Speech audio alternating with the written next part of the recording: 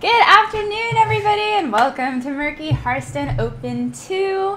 I hope you guys are excited. We have some crazy matches today. But of course, before we get to everything, I'm going to introduce you guys. We have Moragon and HX who are casting today, and I have awkwardly put them in the wrong spot. So that is actually Moragon, and this is HX, which I will be fixing very soon. Go ahead and introduce yourselves, though, and let us know a little bit about what you do and who you are, for those of you who are new to Murky Hearthstone Open. Take it away, Elia. All right. Well, I am HX9. Been casting the last few tournaments here for the V Cup, and been legend, done all that stuff. Excited to cast once again here today. And I'm Moragon. I've taken place in all the tournaments and love casting them always when we get down to the finals.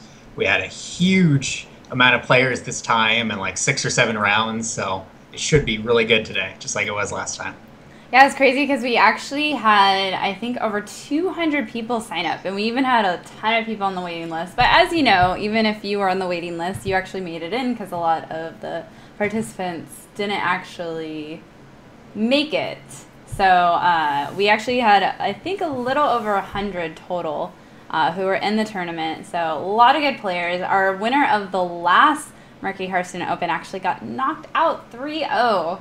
I don't believe it is by one of the people that made it to the finals, but still crazy to see that. Like, I mean, if he got knocked out 3-0 and you guys saw the last matches the last time, I mean, there must be some insane decks coming around this time, which we're not going to really talk too much about because we don't want to give anybody a little spoiler of what's to come.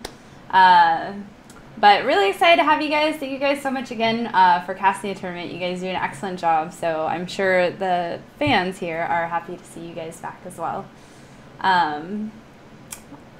Morgan, since you were actually in the tournament, tell us about some of your experiences. Like, did you feel like your opponent was a lot harder this time, or what do you think? The players were all really good. Even in the first round, I dropped a game, and actually with my best deck, the Paladin, I dropped games in both sets. So players were really good, and yeah, Patron just never pulls through in game 5 for me. So that's what knocked me out again. You didn't run out of time this time, did you? No, actually, I played it pretty well, but he had, the double Inner Rage combo with Death's Bite on turn 8, and I was done. Awesome. Well, so you guys can see before we get into our games today, this is somewhat a little bit back to the quarterfinals. David's and Yaman are actually going to be our first match today. They both made it to the semifinals, and then we will have Haiz and Uriel, who will actually be our second match today. We won't have a third place match on stream today, but you will see the final winner, and as they are playing, our third place will be taking place in the background as well. We also have some really awesome prizes today. Not only did Strivewire actually offer some prizes up, but Team 2G, the team that I am a part of, actually provided some prizes as well. So you guys get to see here our first place, and they don't know this yet, they will actually win a Devastator keyboard and mouse set courtesy of CyberPower PC. Our second place is going to win a $20 Battle.net gift card, and our third place is going to get a mouse patch and cinch sack, in addition to what they're already getting, BlizzCon qualifier points, and also the prizes from Strivewire. And for you guys, if you stick around after the tournament, we will be giving away a couple of gift cards. So must be present to win, of course, but very exciting. So you guys as viewers also get to get something today. So let's see. I think we should be ready for our first matchup. Let's go ahead and get this up here. Check on our tournament.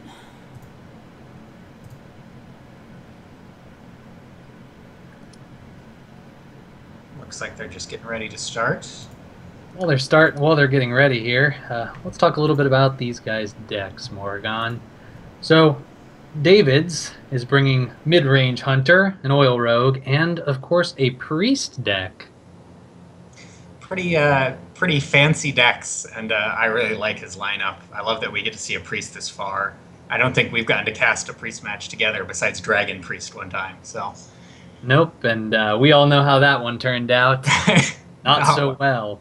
But yeah, this particular priest deck is not the one that you usually see on the ladder. It does not have the Death Lords in it, but it does have the Recombobulators. So it's in one of the older versions of the priest I deck. like the old Steely version more too. On Yaman's side, we have Druid, Hunter, and Warlock, a Zoo deck, and a mid-range Hunter once again, and a somewhat standard Druid deck. Yeah, much more in the meta decks from Yemen. We'll see if the refined decks can pay off. I'm surprised we aren't seeing a warrior from any of these folks. It looks like your patron warrior didn't pull through for you there, Moragon, and it looks like it might not have pulled through for some other players as It's well. a very tough deck these days. Some people can still play it at the top level, but if you want to get number one in a tournament or a ladder with that deck, it's a long road. Now we have started the first game, and I'm going to reduce this score down to 0 for you here. And it is Rogue versus Warlock in the first match. David is going to be piloting the Rogue and Yaman on the Warlock.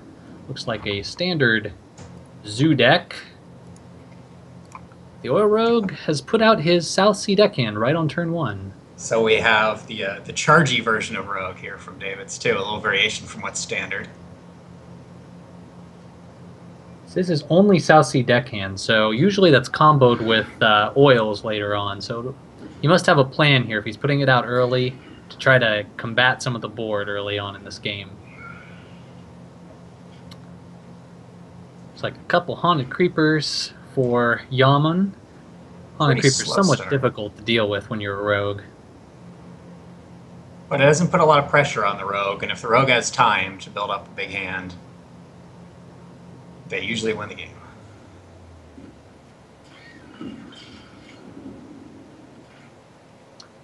All right, heading over to Yaman once again here. He's going to put down yet another kind of passive card. So yeah, like you were saying, not a Yep. lot of pressure from any of these cards. He's kind of waiting for something to break his egg and spiders onto with his buff cards here. Looks like he's going to get the first one here. Very resistant to something like Blade Flurry, but hitting for 1 and 0, not very effective. All right. Well, I think we might be seeing that Power Overwhelming come out here. He can take out that Violet Teacher and crack open either his egg, or maybe he'll crack open his spider there and break out the spiderlings. Problem with using it on the egg here, it's only 4 of the 5 damage you need, and he can't really get that 1 damage without losing one of his other cards anyway. You might want to save that egg for his Dark Iron Dwarf. But the egg will provide a 4/4 body, which might be way more valuable than a couple spiders, saving the body on his other thing. He's got a board that's so resistant to AoE, I almost like the implosion there. Just fill the board. Does go with Power Overwhelming, though. So he is going to take that out with the Void Walker to make sure he retains that AoE protection by having that Haunted Creeper out. Rogues have one of the most deadly AoEs with Blade Flurry. Alright, Rogue's got a couple options here to take out that 4/4. He can sap it. It is a 3-cost minion. That takes a lot of time out of the tempo away from the Warlock, but he can also pop some weapon oils or deadly poison here, and looks like he's going to opt for that to take out that 4/4 Nerubian. Deadly's not enough on its own. They're double deadly. His hand's kind of clogged up here. He's got Deadly, and both Tinker's Sharpsword oils. And he blew his pirate on turn 1. Yeah, and that is the only pirate in his deck, so that's going to be pretty problematic for him later on. Alright, we've got Azure Drake. That might be able to draw him into some maybe one of his Blade Flurries or something that can help him deal with this ever-growing board here. The old school zoo here with the Dark Iron Dwarfs. I actually like this old version where Doomguard was the biggest card in your deck. Feels much more like Zoo to me than the newer kinds. Does roll the 3 on the Implosion. That's going to save him using the Direwolf Alpha this turn to clear that minion. But he is going to have to use the Spider. So, middle of the road. RNG. By definition here. Blood Mage Thalanos. He's needing to cycle this card because, again, he's got no real answers. He hasn't drawn either of his fans. And he hasn't drawn Blade Flurry yet. Or he only has one fan, but without that AoE, this is going to be over pretty quickly for Davids. Yeah, a lot of rogues have been going to the one fan, and I don't know why. In this meta, fan is very good. Yeah, not only do you have the aggro paladins, you have the zoos and hunters as well. A lot of different options for that. All those, the face hunter and the zoo have tons of 1 health creatures. Oh yeah. With the paladin. Misses the first juggle. He's going to deny that card draw by silencing this. Rogue typically doesn't have a whole lot of minions worth silencing. He does get the juggle, though. But as a result of getting that juggle, he's not going to be able to play that abusive sergeant and deal an extra couple damage. Really good silence. He knows he doesn't have fan from that previous turn. So wants to make sure he doesn't draw it. And that's it. Looks like Yaman is going to take game 1 right out the bat here. Really, without drawing any of those AoEs, Davids was just unable to keep up with the board control of Zoo. They're really fast, yeah, board aggression Zoo. I like the deck. It's the quick first win. All right, so he's got Druid and Hunter left. What do you think he's going to pick here? Yaman. Druid or Hunter? Well, he knows that it could be the Rogue coming out again. I kind of like the Druid against that. Kind of like the Druid. Yeah, Druid tends to have a lot of taunts, which prevents you from getting destroyed by the weapon oils, the Tinker Sharpsword oils, combined with some minions. But Druid does have a little bit of tough time getting minions to stick on the board early game, if they have to get that Wild Growth or Innervate to get to their big minions quickly. It also likes to survive until turn 9, though, and Rogue usually isn't a class that kills you that quickly. All right, looks like you opted for the Hunter, and Davids is going to keep playing the Rogue. What do you think about this matchup, Moragon? I think if he can get that Pirate into the freezing trap, he's in very good shape. Otherwise, he's going to have trouble clearing it. Right, I'm hoping he doesn't play that right on turn 1 again. He does need to save that for clearing freezing traps and a bunch of things. So it looks like he's even just going to throw it out and opt to get some more unfair cards against the Hunter. Ultimately, you need to get rid of those Knife Jugglers early as Rogue. You need to get rid of the Animal Companions, so you got to dig for some of those more potent early game cards. And South Sea Deckhands actually ends up being kind of a late game card here. Very much so. Oh, and a great play for the Rogue here. He's going to be able to coin SI7 here and clear that Knife Juggler, as well as developing a 3/3 body. This is pretty much the creme de la crop of Rogue on the coin plays on turn 2. Yeah, anytime you're going second, you want to save that SI in your opening hand for that play.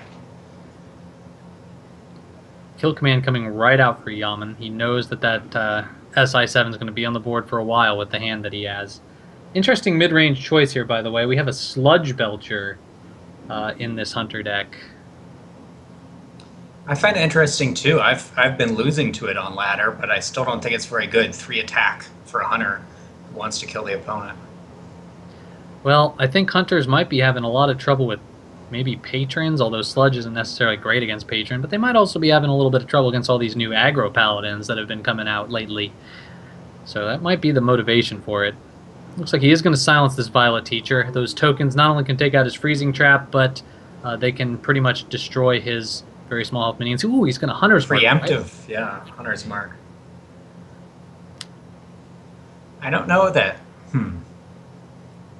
I guess he's just saying he does not want to freezing trap that minion. All right, we're going to get the backstab out. That's going to pull a trap for the Hunter. And it could still get freezing, which would be horrible. Yeah, that's one of the things that was kind of weird about this play. If this Violet Teacher gets frozen, it's going to be able to come right back out again. And, it's a 3/5 unsilenced. Oh boy. Yeah. Well, we'll be seeing that. We'll be seeing that in a turn or two. But there is still this owl on the board. He's probably going to weapon up and hit it. He has no other minions to play right now. And once again, this is really the one thing you have with the Rogue that becomes problematic. You don't have a lot of minions in the deck. If you draw all your other cards, it might go too slow.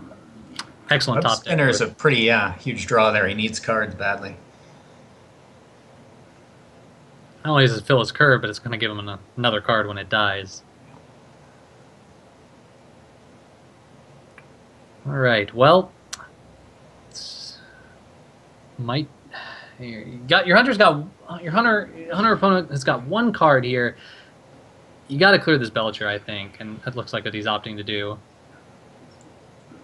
Great play there. Yeah, just clear the board, and you think you're pretty good because you got so many more cards than your opponent. Yeah, and he's sitting at 25 life going into turn 7 here. That is... The hunter is top decking well. Yeah, well, there you go. Web spinner and now the high main. That's the one card that could have kept him in the game here. Now we do see the sap, and I'm thinking it might not be used this turn. He doesn't necessarily need to. He could also just eviscerate this turn, but he's going to have to get to that Blade Flurry quickly, or else he's not going to be able to deal with this board with the hyenas coming out here soon. So he's going to sap first. It's probably the best creature in the hunter deck to sap, so yeah, can't go wrong there. The only other creature that might be good is the Sludge Belcher, which he's probably thinking it's one of in this deck. That way you can get through it with your charging South Sea Deckhand and Weapon Oils to finish him off. High main's just going to come right back out, and the Web Spinner produced a 2-drop minion, River Crocolisk, which is just absolutely wonderful right here. Yep. Lets him play on curve at this point. Only thing better would probably be another High Main or maybe even King Crush. Oh, the High Main from Web Spinner, yeah. Violet Teacher has returned. Eviscerate going to get a spell power buff to 5 damage and take out this High Main. The board is looking a little more manageable now. He can take out not only the 2/3 beast, but he's going to take out one of the 2/2 beasts here. Just keep control of the board. He knows he's got more cards in the long run. He's got that sprint to draw with later. Hunter's not looking good at this point.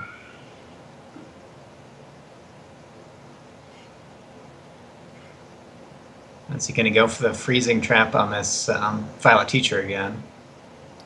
I don't think so. The 1/1 right now is probably not going to get cleared. He doesn't want to give him another Azure Drake. Yeah. He might if he goes face here, he knows that he's probably going to have to go face here, but he does trade. Problem with that play is the Hunter's kind of running out of damage, so he's going to have to try to beat him down with his hero power, but we do know rogue decks are running double Earthen Ring Farseer or even heal bots. This particular rogue deck running the double Earthen Ring, so a little bit sketchy at this point.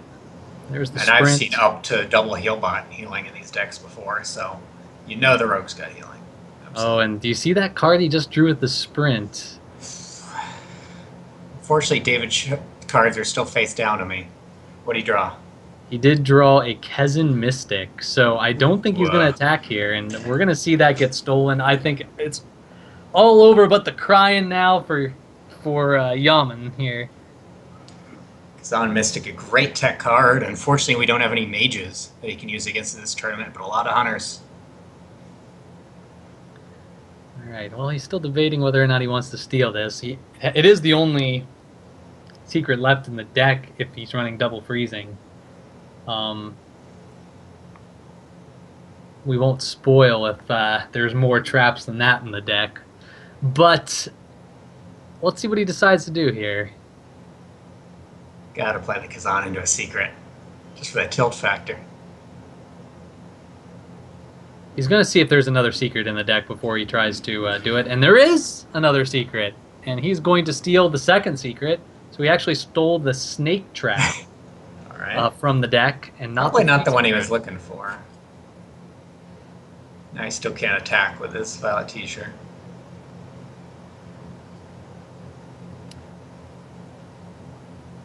Funny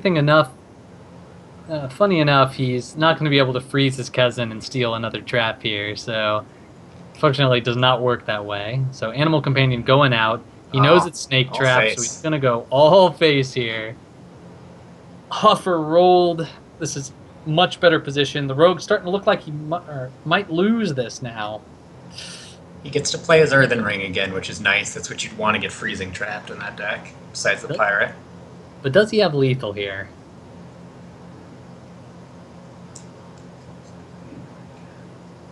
Oh, if he draws damage. It's 20. Right now it's 20 damage. he can't get both weapon oils.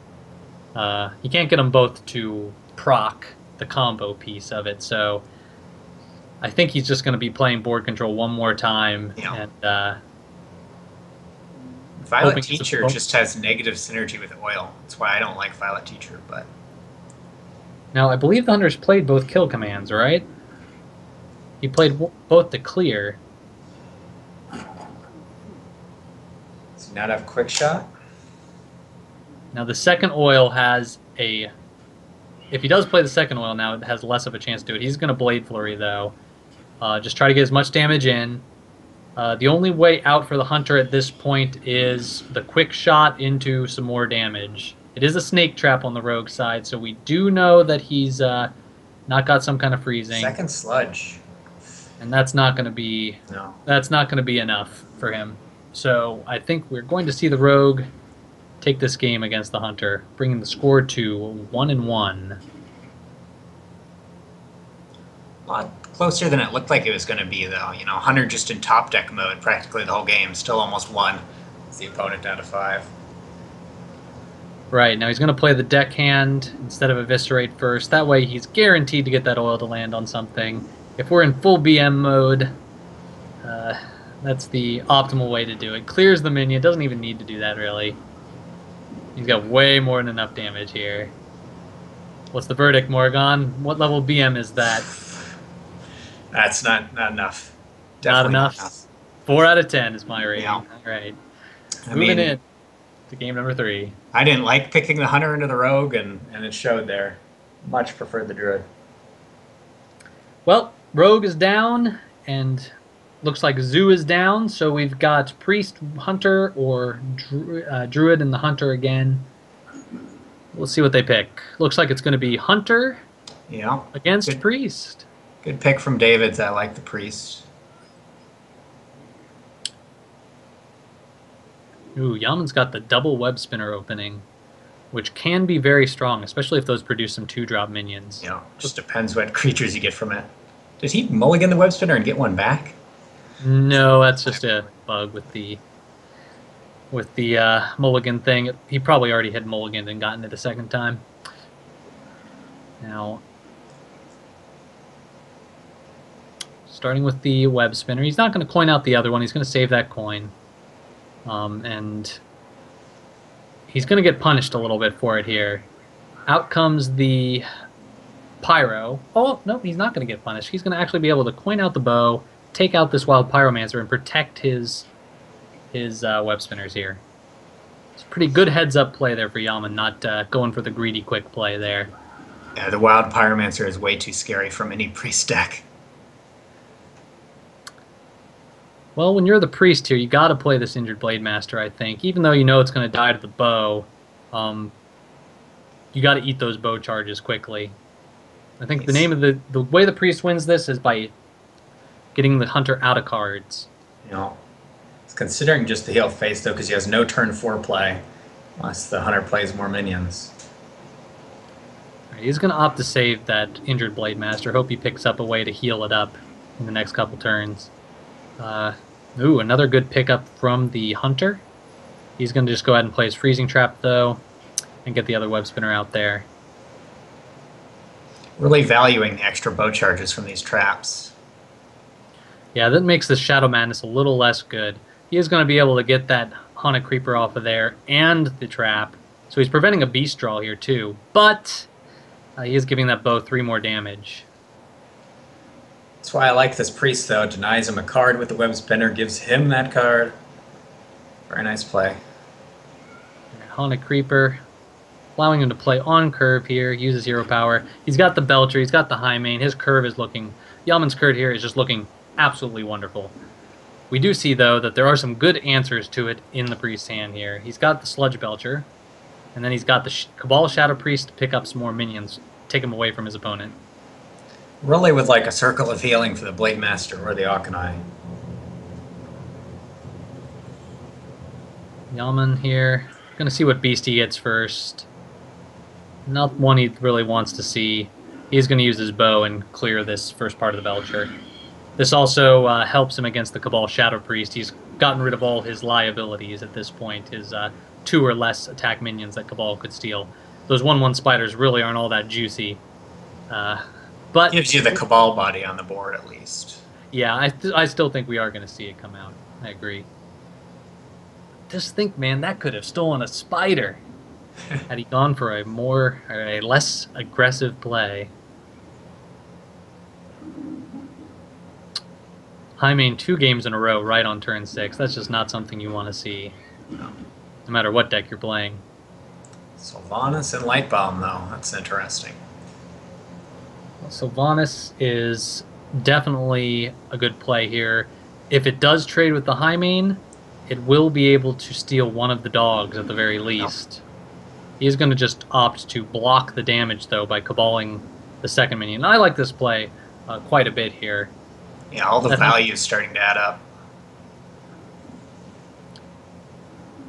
Unleash the Hounds is going to allow that high main to get through, though. He's going to use the Houndmaster. That's going to let him not only allow the... That's not only going to allow the high main to get through, but it is going to clear the board here.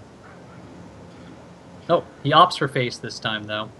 That's probably a bit better. Light Bomb. It's pretty good here. Yeah, it is pretty good. He's going to be able to nearly clear the board with it. Doesn't have much of a follow-up afterwards, but Hunter's starting to run out of cards. And the Priest can just start healing up and bring it back. Yeah, a ton of value in the hand. Heals his Cabal, that way he can trade.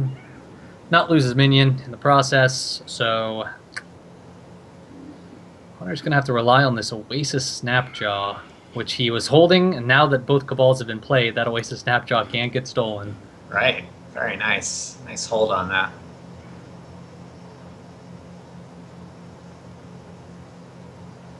Right. Well, a lot of good plays for the Priest here. I think Sylvanas, biggest minion, definitely the best play here. He can even play the Web Spinner if he wants to try to draw and maybe get a good beast, but he probably doesn't need to. Anytime there's Death Rattle on the opponent's board is a good time to play Sylvanas because they can't clear it themselves.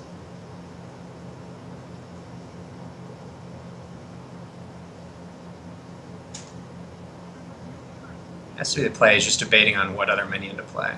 Well, if he does play a minion here, he is dead. It's actually going to be lethal for the Hunter, and he's going to pick up the game here. 2 kill commands to the face, hero power, and 3 more damage on board. Exact lethal. Just a little miscalculation from the Priest on where he was at. When your opponent's only gone through 13 cards, do you really expect the double kill command? And hey, it was a double kill command in the last game too. So, you know, it might have been okay, but he might have wanted to play around that. But really, he probably couldn't. Why everyone rang Hunter. It's performing very well. So Hunter's down. That means we are going to see the Druid from Yaman. It's going to be going either against the Priest or the other Hunter from David's. And the other Hunter's another mid-range, so be about an even matchup. I think we're going to see the Priest again. Yeah. All right, Druid versus Priest.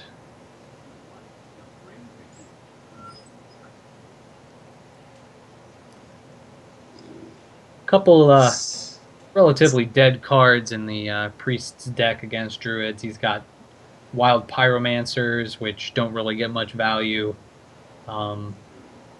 He's got Harrison Jones. So he's got some of these tech cards that might make it a little more difficult. But Druid has his own tech cards in here, which are going to make it a little less likely to win against the Priest. So might be a bit even. Ooh, Thoughtsteal. Yeah, this is an interesting matchup. Normally, I'd certainly favor the Druid and Druid versus Priest, just because they have time to get up their combos. But with the Shrinkmeisters, with the Recombobulators, the Priest may be able to steal some pretty important minions. Yep, the trick to winning as the Priest here is he's got to keep his health up. Try to keep board control as well. And this is the combo that absolutely destroys Druid. Yeah, no big removal, 4/7 on turn 2. What are you going to do? Yep, there's only actually one card in the deck that can kill this by itself, and that's Dr. Boom. Sludge Belcher at least has enough health to survive the Blade Master. Yep, We are going to see this. We are going to see the Thought Stealer. No, we're going to see Powered Shield. It's basically adding another heal for 2 to this injured Blade Master. That'll let him attack into it and heal it up and actually gain a health in doing so. Second Innervate. Well, he does have the option now to innervate out that Force of Nature and take out that, or he can even innervate, swipe, and hero power and attack and kill that Blade Master. And from my experience in Druid, one of your first goals against Priest is take out the Blade Master. They don't call him the injured Trade Master for nothing. He's going to delay it, though, a turn. He can possibly get rid of that by killing it without using his innervate, and that's probably his goal here. Yeah. Probably thinking he needs the innervate late game for like a double combo. That's the only way he's going to kill a priest. I think he might be saving it just to innervate out that Ancient of Lore. Draw some cards next turn. Let's see. Yeah. Thoughtsteal, he's always thinking about it here, but he's debating whether or not he wants to... By doing that, he can't use his heal, but he can use his Circle of Healing. That's going to bring this injured Trade Master all the way up to 9 health and out of range of any Druid ability to get rid of it. Ancient of Lore. Another Kazan here. This time from the Druid. Not going to be useful. Yep. Tech cards are a double-edged sword, as it turns out. Harrison Jones and Kazan Mystic way worse stats than their other 4 and 5 drop counterparts. Shadow Madness going to go out here just so he can continue to clear the board, but it is going to bring his injured Blade Master down to swipe range. But Powered Shield top deck, taking it once again out of range. And again, not using that Innervate to clear out this injured Blade Master is proving to be pretty dangerous. I think you got to force here, or you got to take it out somehow. That Trade Master. Couple ways to take it out here.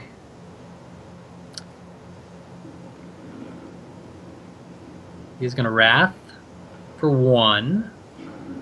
And then Hero Power Face. Very interesting.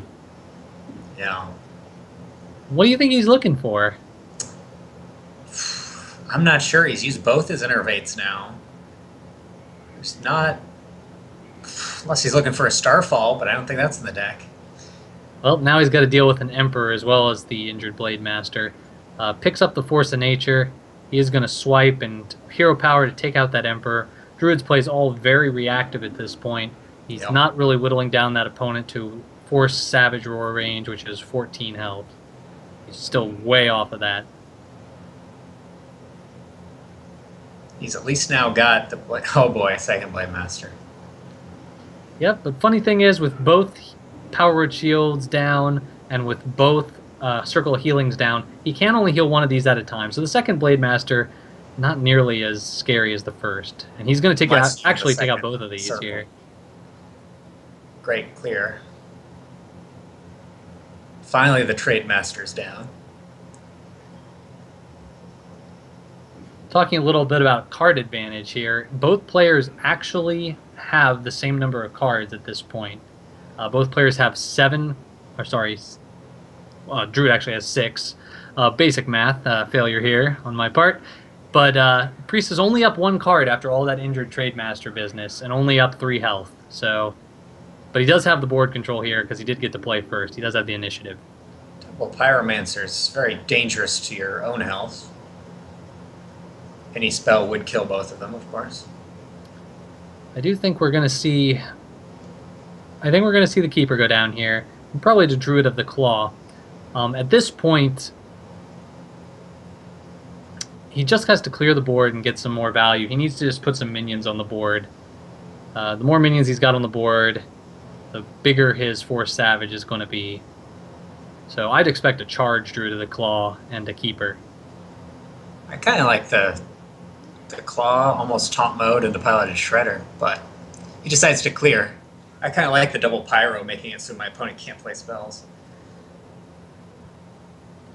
Alright, Recombobulator comes out. Shadow Madness, I think both Shadow Madness is gone now, so Recombobulator not going to be able to get value out of that, but he does have the Cabal Shadow Priest, so he can reduce the size of the board here. He also can Shrinkmeister Cabal and actually charge that minion into the keeper and clear the board. Well, actually it won't be a board clear because he'll still need to do 2 more damage. Wondering if he's going to recombobulate this instead of charging it to its death. He's going to get the 2 damage first, and then he's going to recombobulate Nice. it. Let's see what he gets. A 5-drop from a 2/1. It's a lot of value. Nice. Sludge Belcher. Whoa. Oh boy, that's what I was looking forward to see. That's some value. Hell yeah, this priest is looking... He's been looking solid the whole game, but now it just looks even worse. Usually you're recombobulating the Sludge Belcher, you Shadow Madness, but this time you're getting the Sludge Belcher back. Savage Roar is going to be lethal damage here for the priest. Picked it up with that Thought Steal. And looks like Davids is going to pick up game number 2 and even up the series, 2-2. Nice to see him use all those combos in that deck. Shrink, Cabal, and Recalm in the same turn. That Savage Roar is what the Druid was looking for that whole time, and it's funny that the Priest was the one to get it there. Yeah. Priest always stealing all your things. All right. Last matchup is going to be Druid versus Mid-Range Hunter. Yaman's going to be piloting the Druid once again. Mid-Range Hunter by Davids. One of our favorite cards from the last tournament in this Hunter deck. Stranglethorn Tiger. Yep. I was hoping you'd remember Moragon. Now, we do have the Kezan Mystic right here in the opening for Yaman, and I believe that there's some interesting talk about Kezan Mystic and its viability versus Hunter. If you steal an Explosive Trap against Face Hunter, that's amazing. It's going to clear a lot of the Face Hunter's board.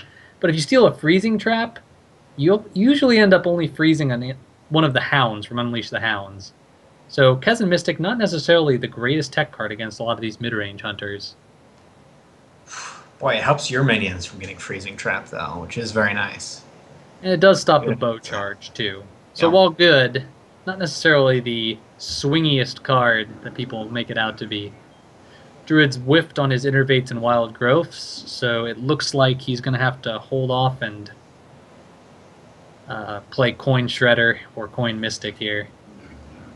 Always Huffer. Well, Huffer's nice. Drawing 2 traps this early is not. Luckily, he does run another trap for that Mad Scientist to get some value. So we are going to see the Keeper go out first. That is going to clear the Huffer and prevent damage, as well as develop the Keeper. He'd probably have liked to use that to silence that Mad Scientist, but in a way that makes Huffer the worst option for the Animal Companion. Second Animal Companion going out. Or Freezing Trap. Nope, Animal Companion. This time a random Misha comes out. I do think we're going to see the swipe here. Yeah, stop that damage. Great thing about this is you do retain control of the board. Yep.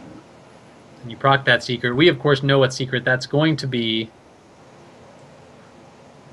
If we can hover over that here. It is actually an explosive trap.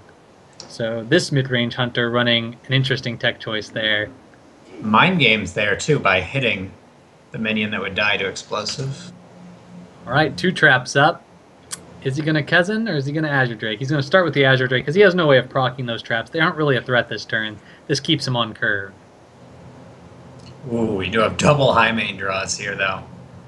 That is now, strong. A heads-up play here is actually to try to proc the explosive trap and then steal to guarantee the freezing trap against the high main. Instead, he goes for the 50-50 and he does pick up the freezing trap. Does give the bow the extra charge, though. It is an explosive trap. Usually you expect a snake trap in this mid-range deck. I think that's why he went straight for face there, expecting snakes. Well, now he's staring down a lot of damage. A lot of damage. Oh, perfect top deck. Clear that freezing trap. Clear some of the minions out. And this is exactly what I was saying earlier. When you have these freezing traps, a lot of times they just end up, when you steal them, they end up stealing a hound. It's almost like I've seen this match before. Oh. So he is going to do a lot of damage to face here. Going to play his other freezing trap. Just more charges on the bow just to finish his opponent off.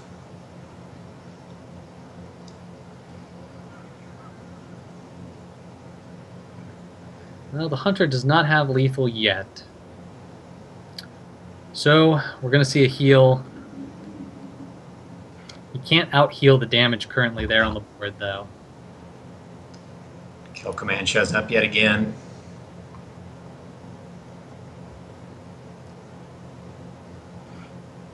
Oh, and the Lotheb is definitely going to seal this game out. There's no card combination that can save you at this point. 10 health, can't cast spells. Rough. Yep. That would be 13 damage. So he would still be short, but short on damage by a couple points there, but the Druid knows that it's over. So we have our first finalist going into this. It is going to be David's, defeating Yaman in a 3-2 series. With the cool priest deck, he even hit level 40 with that Hunter game. So congrats to David's making it to the finals.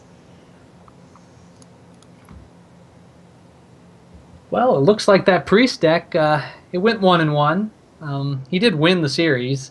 Yep. Do you still think the priest deck is the meta choice that this meta needs to survive the Hunters and Zulaks going forward? Yeah, I still like it. It almost won that game against Hunter. I think it can in the next series. Yeah, it was a pretty good deck. Definitely helped bring him back, but I guess it's one thing I like about the way that the Conquest is set up, that you can't use like an overpowered deck all the time. So at least, you know, if you have a chance dealing with the other decks. But good job. I didn't know he was going to come back with that, and he did. So, Oh, yeah. So what's your favorite deck so far in that, you guys? Well, you can't beat recombobulating a 2/1 minion into a With a Sludge 3/5 Belcher. Sludge Belcher. Yeah, So- that was pretty crazy.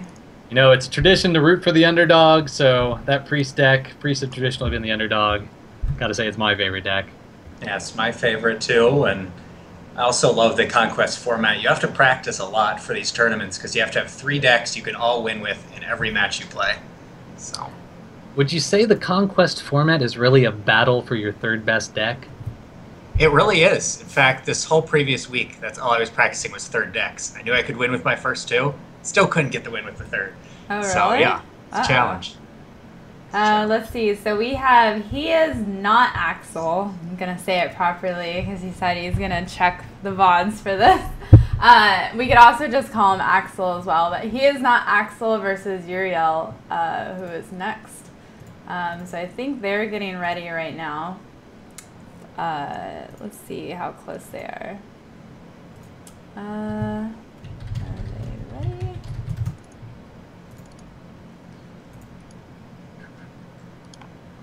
See where are they? Okay, so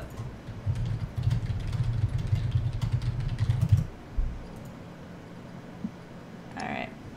So I was gonna ask, what do you guys think of this Hunter deck? The Hunter deck because this is one of a couple mid-range Hunter decks. So what do you guys think of that so far? You know, I don't think we really got to see much of the tech choices from David's Hunter deck, so we did see the explosive trap, but it didn't really have much of an effect on the game. I guess it did 2 extra damage. We didn't see as interesting our favorite tech choice card, the Stranglethorn Tiger. Oh, So yeah. can't really comment too much on that as it was individually. The snake trap for the other Hunter deck was interesting because it actually ended up negating Kezan Mystic, in a sense. How do you feel about him stealing the secret first, or not stealing the secret first before the other secret had come out? I would have stolen it right away, but Yeah, I mean, we knew what it was, but I was thinking, like, well, it's obvious, it's freezing trap. Why are you stealing it? But obviously, he doesn't know what secret it is. But I always assume when it's a mid-range that's freezing anyway, so. well, they usually run 2 copies of it. So if you got the first secret out there, chances are you'll still freezing. If you proc the second one, then you're 50-50 on getting the other trap. So True. I like Kazan first for sure. Yeah. Let's see.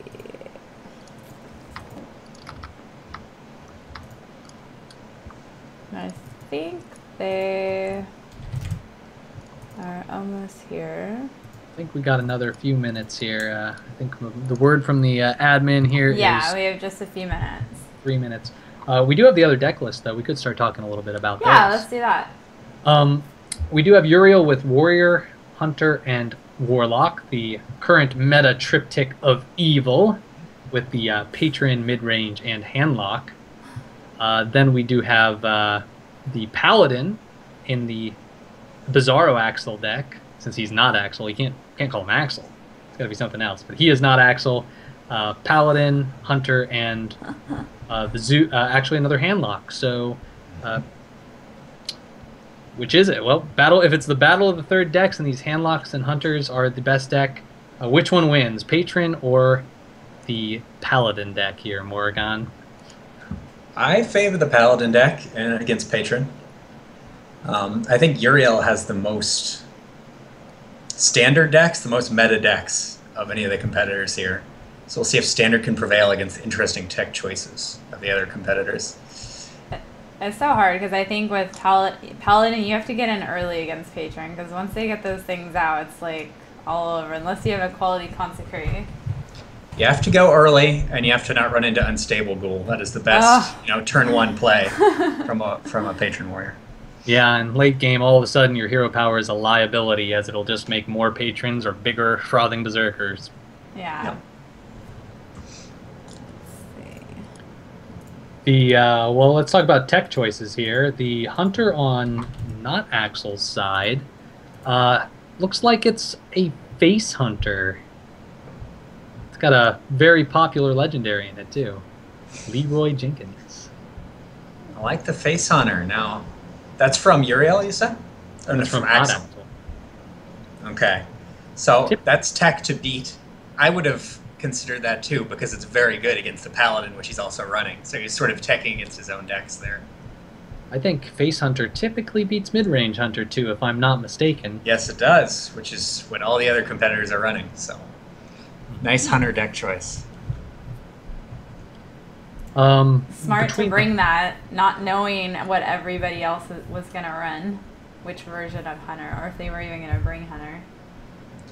Well, Hunter's just been so great. It already won the games in the first series we saw. So it's really been the best deck. I think overall in my tournament life, Hunter's performed the best too. It's just, you have to bring it to tournaments. So. Yeah, I'm surprised we're not seeing any mage decks this tournament, are we? No, 0 mages, which is shocking because it's almost the most popular class on the ladder right now. Everyone's getting around all the Harrison Jones, all the ooze that people are taking in by playing mage. Huh. I haven't seen... The only mage I've seen more of recently is Freeze Mage, actually. I'm seeing that more than any other mage right now because Flamewaker, I think I've seen 1 on ladder, and even Mech Mage, I actually have only seen 1 in probably at least a couple weeks, surprisingly. Yeah, I've ran into all the types. There's sort of this grinder mage that duplicates a bunch of sludge belchers. There's even a major domo mage who Alex draws up after the domo. That's kind of a troll deck, but Flamewaker, yeah, Mech Mage, all sorts of mages on the ladder in Legend. Maybe that's why we're not seeing a mage. They just don't have the focus that the other decks have. Right. If you had to pick a mage, you've got like 10 choices. So. All right, looks like we're coming up into our next game. We have He Is Not Axel versus...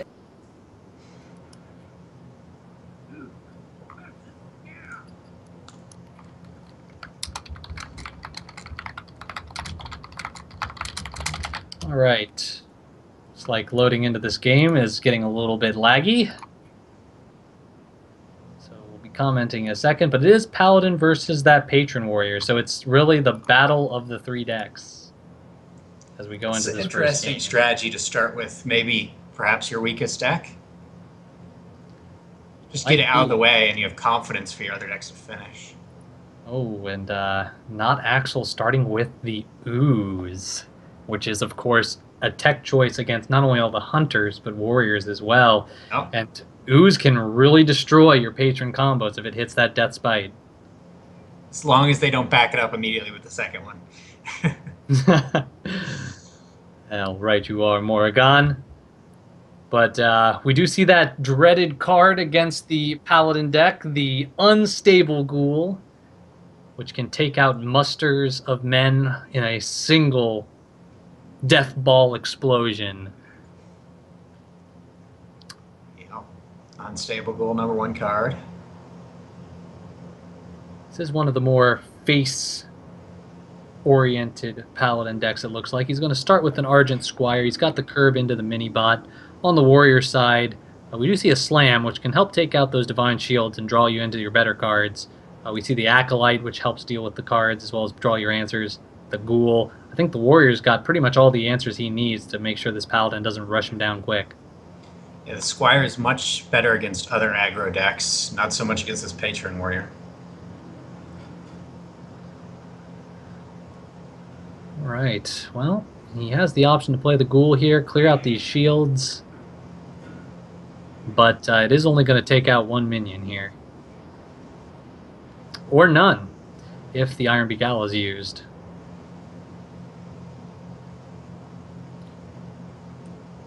Iron Beak Owl is probably pretty solid play here. It does allow you to keep your minions on the board, prevent the Whirlwind. Still like the card from Patron. He's got all anti-aggro cards. Chooses not to clear the Ghoul, of course. Ghoul can only attack 1 target at a time.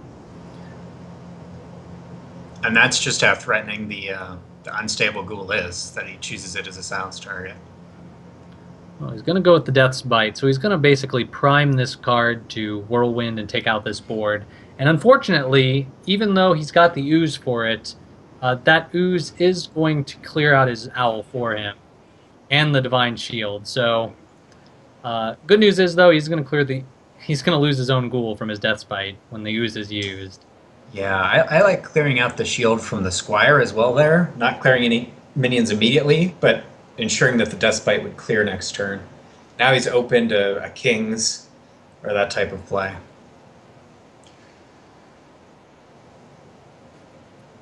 Okay, he's going to hit with the Owl first. That way he gets the damage in before the Ooze kills it. Just going to reinforce, and at this point, Paladin must think he's in a pretty good spot. Yeah, he has the board until a Whirlwind is drawn. Acolyte of Pain with the Inner Rage. He's going to use the Inner Rage on it just so he can cycle. He knows that the Ooze could just take this out. It looks like he might even execute the Ooze. He's thinking about it. He's playing like most players play against this deck, which is empty your hand, don't give him Divine Favor value. And there's the Divine Favor. He could actually make him draw 2 cards and then get the bigger Divine Favor off. It's always a tough choice against Patron because they are a combo deck themselves. So is getting your own cards worth giving them cards? Interesting dilemma. Looks like he's going to play all the way into Whirlwind, though, with his Muster for Battle, Hero Power play. Problem with Divine Favor, of course, is you might only be playing Divine Favor this turn, which is no tempo. But what are the odds that you don't draw one of your early game cards? Right. Usually, if you have 2 mana left over, you can play something. Almost always. He is going to take out the Acolyte of Pain. By hitting it twice, I like the Divine Favor then. He's going to do that. Yeah, this is a little bit sketchy. He's basically drawing him 2 more cards, which of course might draw him a Whirlwind. Very likely to draw him a Whirlwind. Of course, we see, though, that it actually ends up being a pretty good play. He didn't draw the Whirlwind. He does have the Harrison Jones, though, so he can even draw further for combos. He's going to go ahead and just slam out. He doesn't know what kind of deck this is yet. He might still think it's mid-range at this point. Very defensive play, though. I would have liked to see Harrison there drop to a full hand, and surely you'd get a Whirlwind. Some type of effect. Well, Big Game Hunter now actually an option, and you could even Big Game Hunter into Divine Favor. He's just got to get that guy up enough attack by attacking twice into it to get it to 7 attack. You could also Iron Beak Gala, just try to nullify it and get more face damage in. But I don't know. I don't think he's really got the answers in his hand right now. I think he's really got to get that Divine Favor out.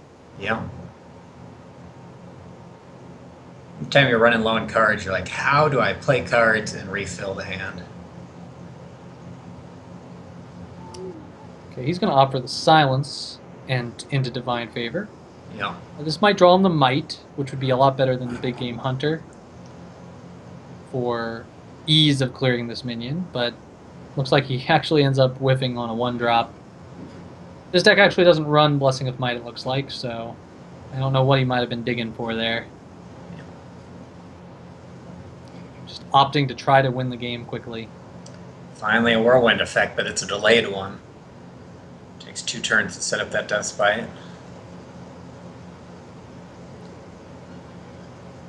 Battle Rage goes out first. See if he can not pick up a Whirlwind effect early. Nice. Oh, there it is. That unbalanced card against Aggro Paladin, Unstable Ghoul, coming out again. He knows both Owls have been used too, so Paladin's going to have to run into it. Well, he does have a way to stop his minions from dying, though, with this Defender of Argus. By attacking into it, using 2 of his guys, and Defending Argus up the other 2, he can actually go ahead and get 4 face damage in here. He could even play another dude on the board, or Knife Juggler.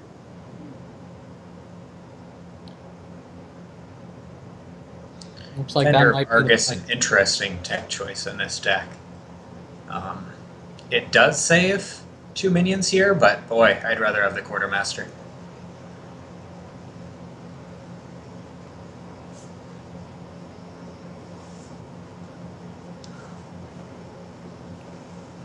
All right, that play is being executed. Warrior, pun intended. And looks like he is just going to go face here, I would assume. Yeah. No need to trade. He'll do that for you next turn. Knife Juggler going to go down.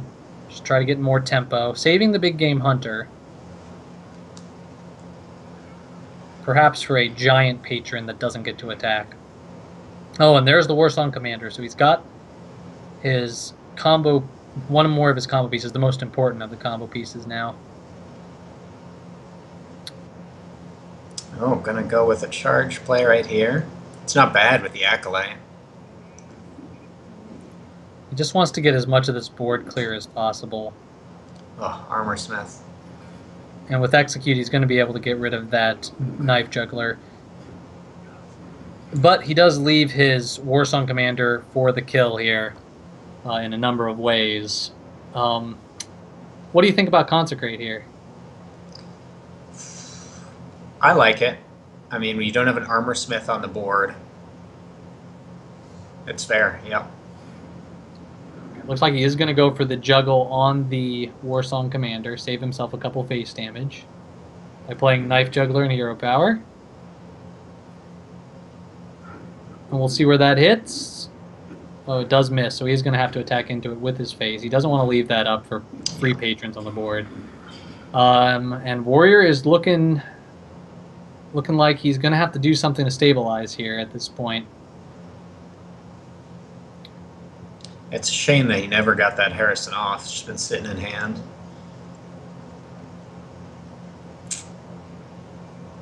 Looks like we are going to reconnect to the game here, and looks like we do have the spectator bug again. We'll try to fill in as much as we can from the caster perspective. We do have Knife Juggler on the board with a 1/1 in that Argent. Juggle did miss on the Warsong Commander, so he did have to use his weapon to take it out. Unfortunately, the Warrior is down to 8 health and has no life gain in hand. If he does use his armor up, he is still safe.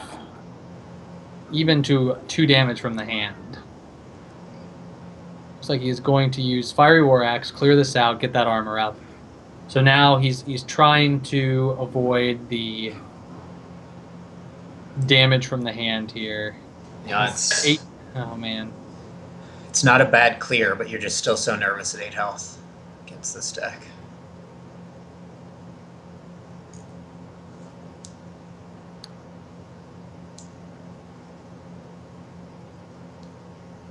Well, It's time to unload the hand and hope he doesn't have the combo, I think. Do you equality here to take out that armor smith? If your only other option is letting it kill, a series of your minions, So he's choosing not to do that, of course. He's just going to play a bunch of minions and go face. very dangerous against the second war song with that armor smith out there. Yep, I feel like it is his only option at this point. Warrior is staring down.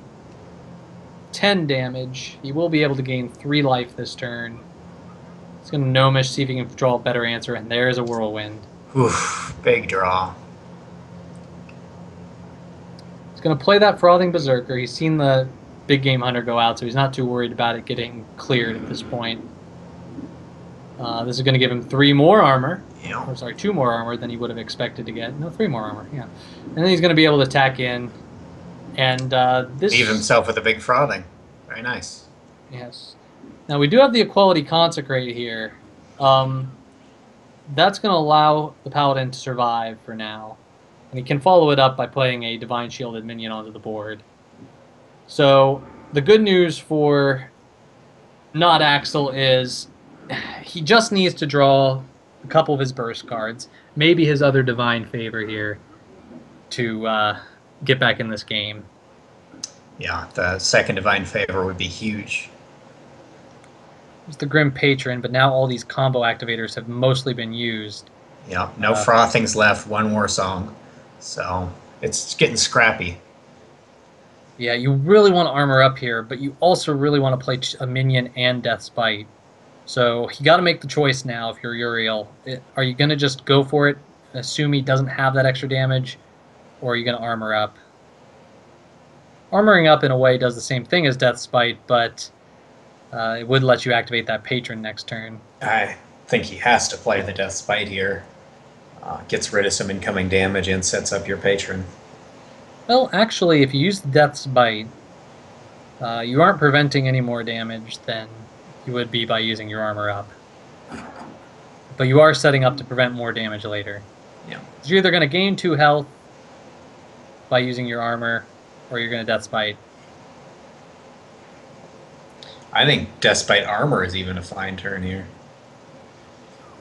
Yep. Yep, this is fine. Of course, if the top deck is a King's, you're in big trouble here. Ooh, it is a Lotheb, though. Being forced to take out that Lotheb with the Death's Bite would be pretty insane. Plays the 1/1. I don't know if that's the right play, though. Both patrons. Well, Well, how YOLO do you feel? unfortunately, you're dead if you Play both. if you don't armor up here. So you're gonna have to attack that Lotheb, and you're gonna have to armor up here and hope your opponent doesn't draw 1 damage. This is why playing that minion last turn was so important.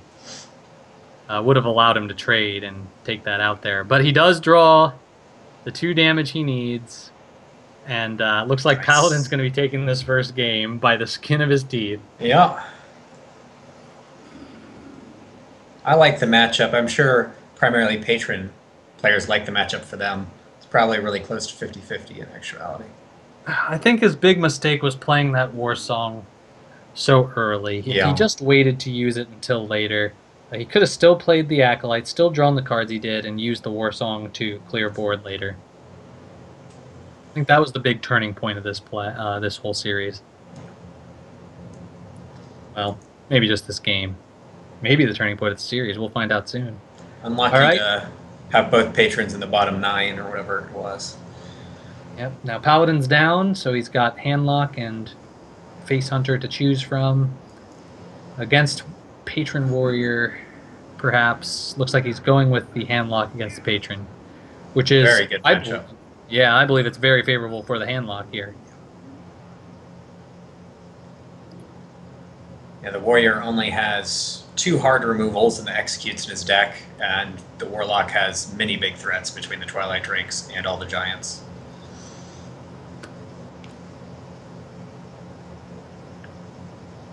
Oh, Handlock's hand, not all that exciting. Oh, I'm yawning in preparation for all the turns of passing here coming up.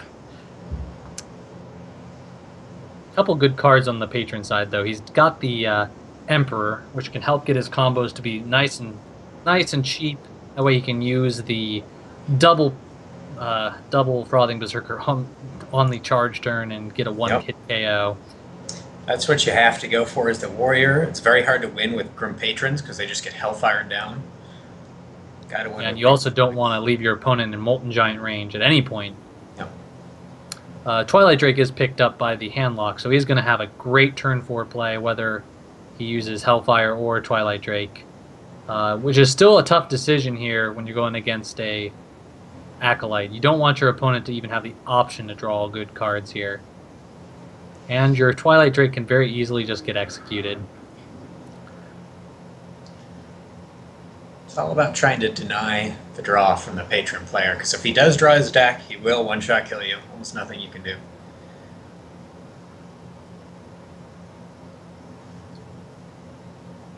Well, I think we're going to see the Cruel Taskmaster and an Execute here.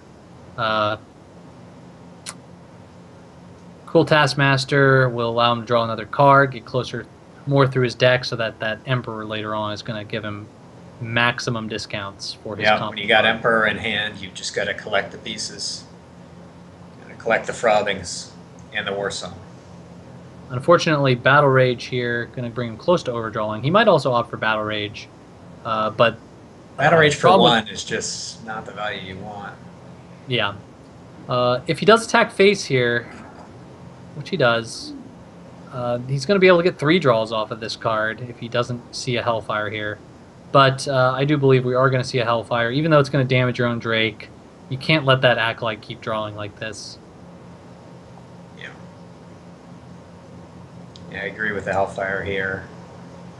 The only other option really is tap and try to get an Owl. Shadow Flame, you're losing your Drake for, which is not that great. You can always Ancient Watcher Shadow Flame later. Yeah, I mean, even if you get a Silence, the Owl then dies. Well, it dies to the Ghoul, or he gets another draw off the Acolyte anyway. Yeah. Yeah, he's getting a draw regardless. At least the Owl would stop you from needing to use Hellfire this turn. Yeah, but unless you use Hellfire, that Drake's just hitting into the Ghoul and not getting much done at all. Alright, Hellfire's going out. Yeah. Drake's going to take 4 damage from this, but he is preventing one of the draws from the Acolyte. Another Unstable Ghoul comes out. And it's a little too soon for Emperor. Don't have that Song Commander yet. Still not a good way for the Warrior to do 5 damage to a minion. Unless he just wants to Emperor into it. It's too early for me. We'll see. Well,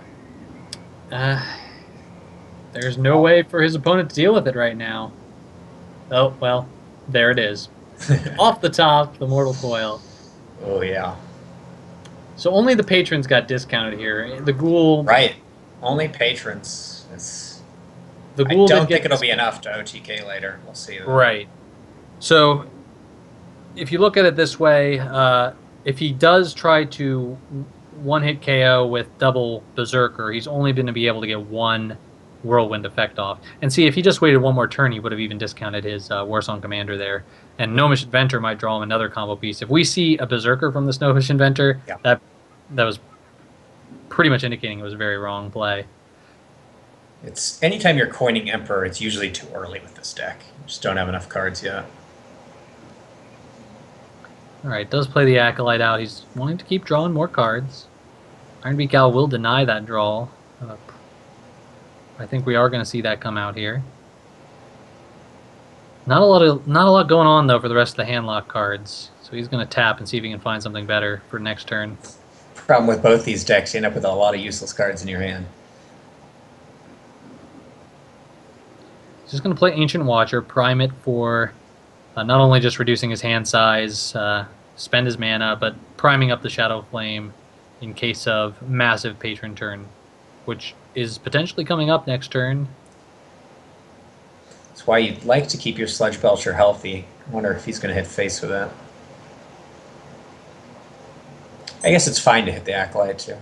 Yeah, you don't want another minion on the board for Frothing Berserkers to get more damage off of. Your goal with this deck is not to kill him all that fast. It does look like he is going to hit the face, though.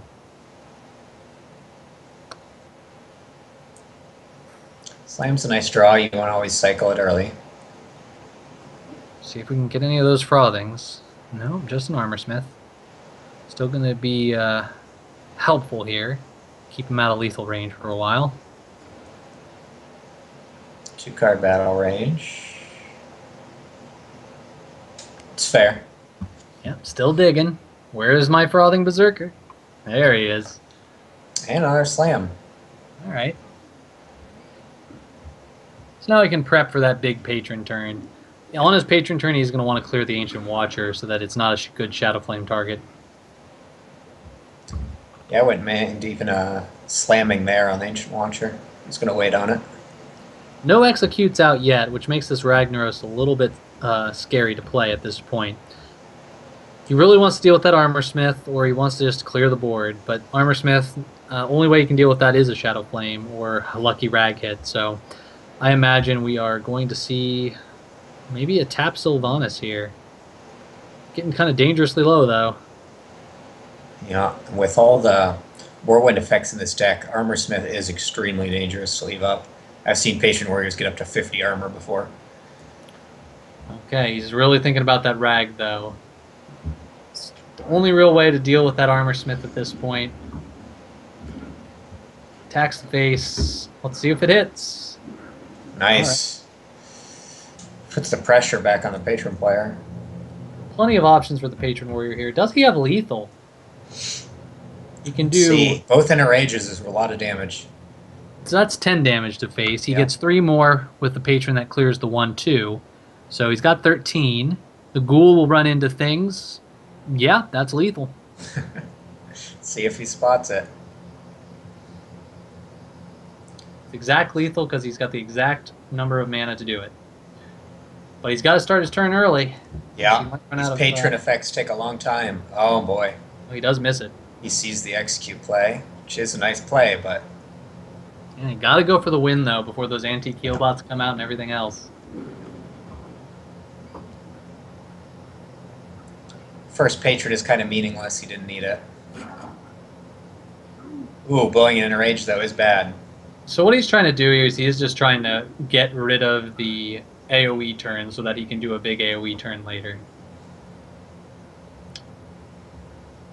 I think you might want to get rid of your Ooze here before you do the Shadow Flame. Yeah, you absolutely want to kill that off. You give him an armor, but you reduce your... Well, I mean, the other thing is the other Patron is less likely. Frothing Berserkers are more likely, and the Ooze is way better against Berserkers.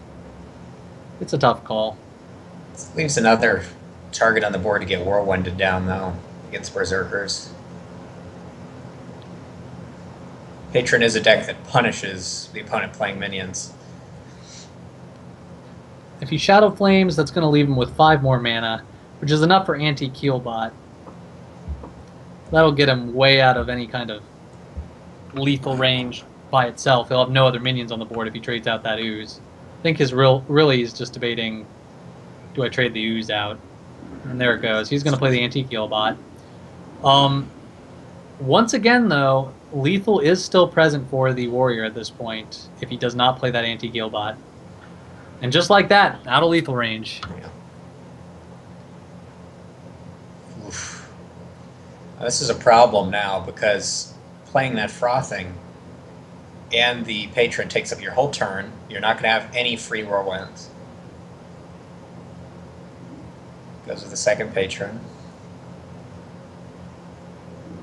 Yeah, you have to go with either Inner Rage here or you have to go with the Ghoul because you got to propagate those Patrons. Otherwise, you've kind of wasted your Patron there. It's just going to get taken out. You need at least 3 on the board.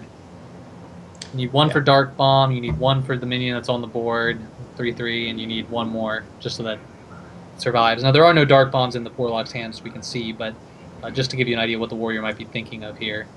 Yeah, no reason not to interrage on the patrons. It's worse when you have to cast it on Frothing than Patron, for sure. And see, there's the Dark Bomb. So like I said, you got to have an ability to prevent all your patrons from dying. Otherwise, you can't keep replicating them. I do think we're going to see a Sylvanas and Taunt out here that can pretty much destroy the patron's chance at winning if it steals a Frothing Berserker or something else. Does he play the Ancient Watcher too? I would just taunt up as many things as possible here. So he's going to Dark Bomb. So he's going to play around. His opponent only has 3 cards in hand and 10 cards in his deck. So there is a chance that the Warsong Commander is not in his opponent's hand.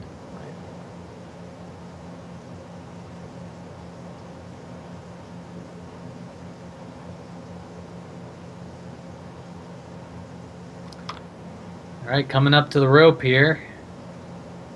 It's going to have to use the Sylvanas and Sun Fury at this point if he wants to consider surviving. The second Frothing would give some big opportunities here. Death's Bite, that's also a good one. Well, he's going for it right now. Sylvanas is going to steal something. Well, the patrons are going to propagate first, so Sylvanas might not steal anything of value. Oh boy. Out. It's going to be a big draw.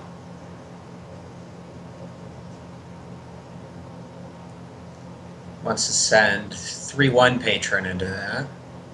And here we go. It's going to take... Oh, Patron. Frothing's going to continue to grow here. But it's not... Oh, 1 off lethal. 1 off, yep. So he's... No, well...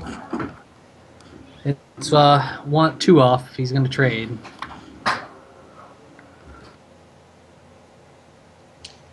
Now he has to hope the opponent does not have clear, taunts, or heal bots.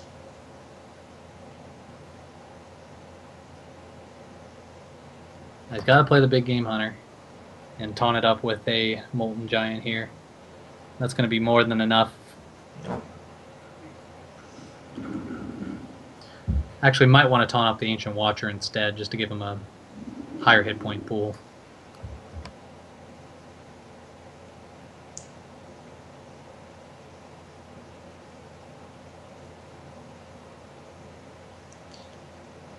Now we're fishing for the second execute. I believe it's still in these 9 cards.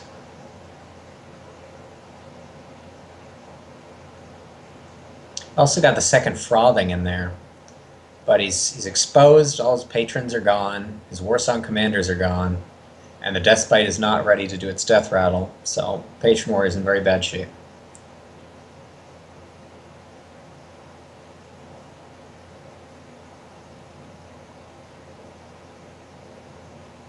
Gnomish will help him draw. Also gets charged from the Warsong. Whirlwind. Hey, well, that's going to help. I'll propagate patrons again.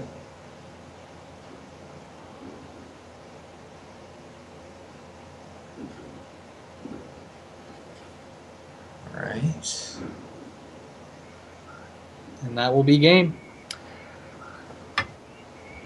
Sure enough. So he missed lethal early on. Charge. Yeah. He did miss the lethal early on, and that did nearly cost him the game, but did manage to pull it through at the end with some perfect top decks. Hey, esports, right? Yep. Definite esports there. It is hard to spot lethal every time you have it with that deck, for sure. Well, hey, I spotted it pretty quick there, Moragon. I don't think it's that hard. You just have to practice at it. We've seen Trump, one of the top players, he spends 30 minutes sometimes looking over a board state that he previously missed. Yep. And Life Coach has done that too. A couple great players. Sometimes you just got to spend the time to try to find those Patron. Just to screenshot when you may have lethal and go back and look at it. It's very good practice. Well, didn't cost him this time, just hilarious BM as we go into the Hunter nearly mirror match. Face Hunter versus mid-range Hunter. Oof. I like face like 70% of the time here. So not so mirrorish. Yes. Not Axel, of course, calls his Face Hunter deck Handsome Face. So handsome. He is golden. He's got the Squire and the Leopard Gnome. That's pretty insane for turn 1. Oh, yeah. He can even do the heads-up play of,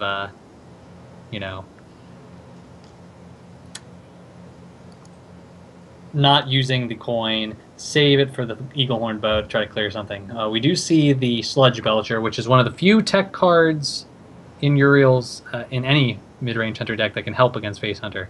Yep. Look at that curve for Uriel. Right, it's all the high cards at the start. Not going to help him defend. Ooh, no coin on the Leopard Gnome. That's going to hurt him in this game. He's just thinking, hey, I can coin Eaglehorn, take out his 2-drop, and then maybe freeze if it's a Mad Scientist. But, yeah, he's going to have to get some cards out of his hand at this point. 2 bows means 6 turns of attacking minimum. Yeah. Face Hunter doesn't like playing 6 turns. No. You want those minions. Yep, there's Skill Rider. Straight to the face.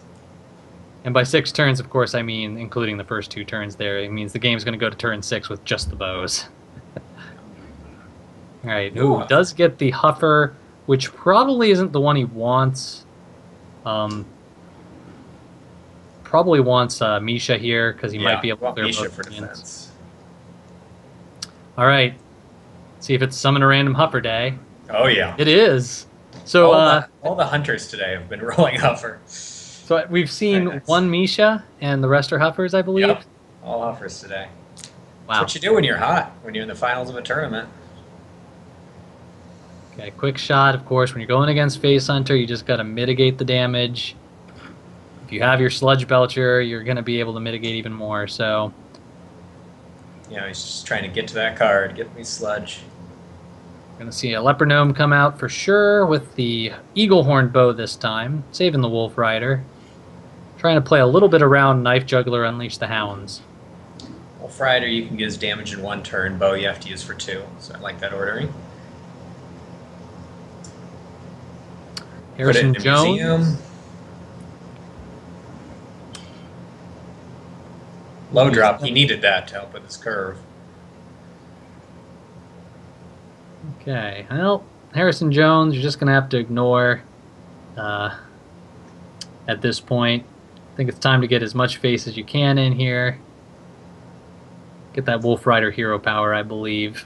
I don't think you can afford to play minions. You've got to start weaving that hero power in every turn. Yep.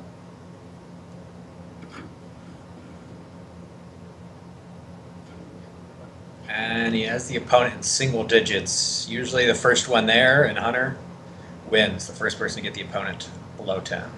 Yeah, his opponent's forced to play Sludge Belcher here just to survive.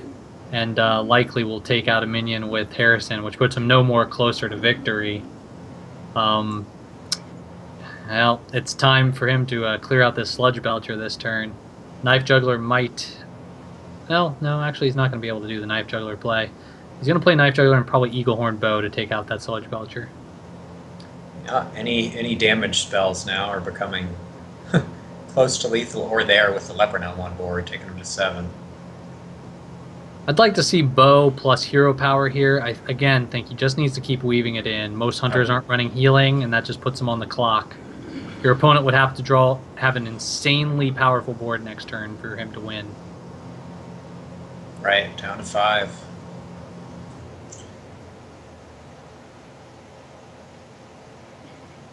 Five, of course, will be lethal with a good juggle next turn. Lotheb's going to go down to try to prevent some kind of kill command or quick shot, lethal. Yep. Yeah, well, to the face. Try to win the game. Let's see if that lucky juggle happens, because that might decide the game right here. He just needs 1 juggle to hit the ooze. 25% chance to win this turn. Even a juggle on the Harrison isn't bad. Yep, so I say 50% chance, good outcome. 50% chance, bad outcome. Flip a coin, Moragon. Oh, I think Juggler at this point is on target. I think he's got it. He's going to play the second juggler. That way, if the juggler No. does miss, he's going to be able to double juggle and save his life because he could just die next turn. Yeah. Oh. Oh. Oh man. That is painful. He is going to have to clear out this Harrison Jones and use his bow, which means no guaranteed lethal the next turn with a proper clear.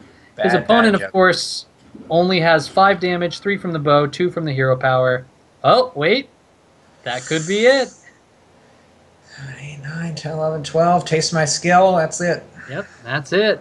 So Face Hunter barely missing the kill here due to that teched-in Sludge Belcher. All those missed juggles. Yeah, wow. Well, had any of those juggles gone a little bit better, we might have seen a different game here. He would have at least had 1 more health to survive with. Huge victory for the mid-game Hunter now, because now Face has to come up with a matchup it's not as good against. Still has to be played. Yep, it's going to be Face Hunter against Handlock or Face Hunter against... well, it's going to be Face Hunter against Handlock if he decides not to go with the Handlock mirror first. Yeah. Depends on if he thinks his Handlock's better than the other Handlock. I don't think at this point the... although I thought Not Axel would be favored after this matchup, it looks like losing this lack of favored matchup is going to put him at a disadvantage. Yeah, forward. That's huge. Huge for your, underdog deck to pull through and get you a win.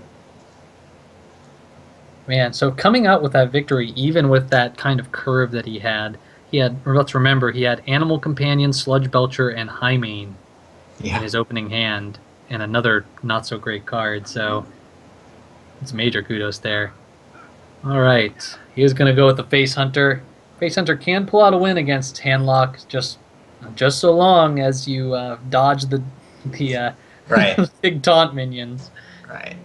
If Handlock draws bad, it can win. If it draws perfectly, not much of a chance.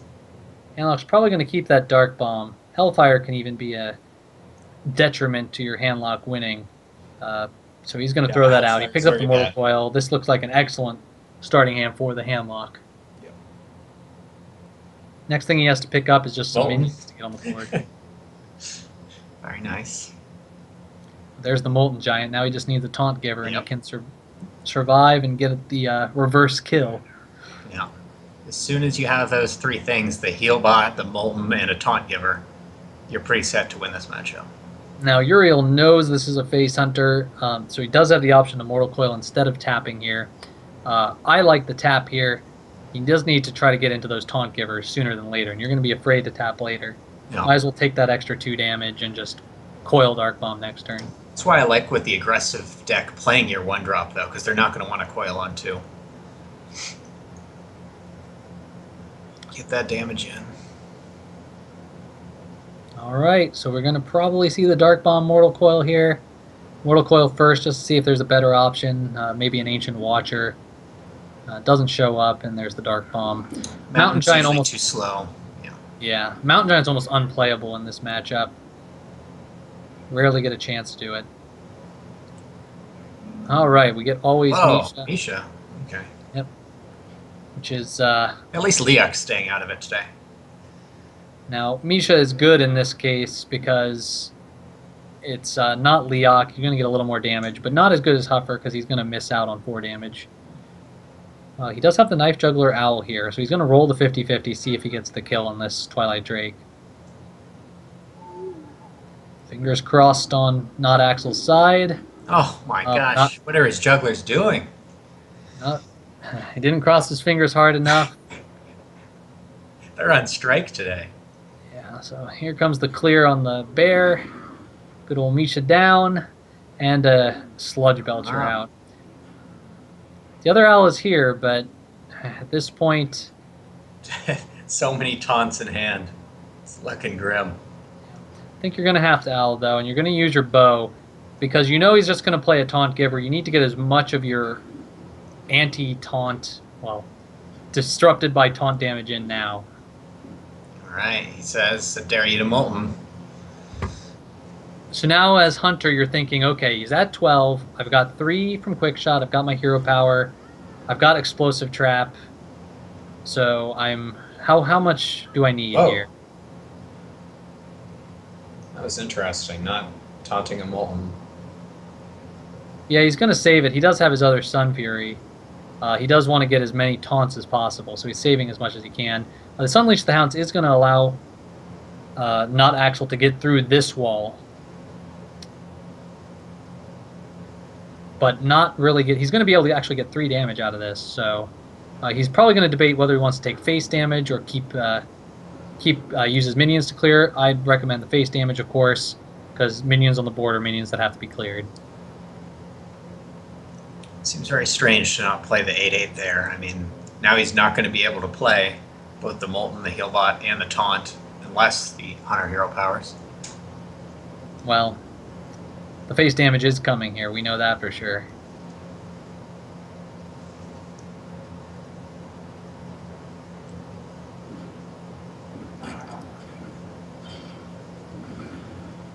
And there we go. All the dogs to face. He's keeping that Quick Shot in hand because he knows that if more taunts come out, he needs another way through. And right now, next turn, if Explosive Trap gets procced, he would have Lethal. Of course, Explosive Trap very unlikely to be procced. Molten Giant going out with the Antique Healbot and the Taunt. Yep. That's the big turn. Hunter's got to find 8 more damage. Animal Companion is not that 8 more damage. But he's going to play it, see if he can not take out that Antique Healbot, get some of these taunts off the board. 2 Mountain Giants sitting in the Handlock's hand. Just useless. He has to Hero Power every turn from now on. Misha's okay. He does at least prevent himself from taking a little more damage, but... Again, he's just got to clear some minions out. Is he going to use these dogs to attack that Molten? He doesn't have another way through this Molten that's not just do spell damage, so I'd have to imagine he's going to take it out to prevent AoE from absolutely crushing him. He's going to save it, that way his enemy's minions have to attack him. Second Molten. Can Lotheb here set up Lethal for sure. So he's attacking face, which is going to make that Healbot very killable next turn. Also means another Molten or another Explosive can be played. Lotheb pretty much shields him from dying to spells, though. Yeah. So I think that's going to be it. You can't get that Molten into Explosive Trap range, so we can't prevent the Lethal here. Now, when both players draw well, Handlock wins 100% of the time in this matchup. Oh man, that coin. Losing the game with the coin in your hand. The 2 Mountain Giants, basically 2 dead cards, perfect top decks from the Warlock. Which, that means that's it. Uriel's going to advance. Okay. Up. So Standard prevails in this matchup. Yeah, very interesting. Because I would like to think that Not Axel's Face Hunter was actually a really great call against against that. So, well. Alright, Not Axel. You're milking it here, buddy. Time to hit that end turn button and commit. Not his day with the Knife Jugglers. Both games here. The Face Hunter, they were not on point. That 50-50 represented 4 missed damage. Yeah. And that 4 missed damage might have been the Lethal that was missed there.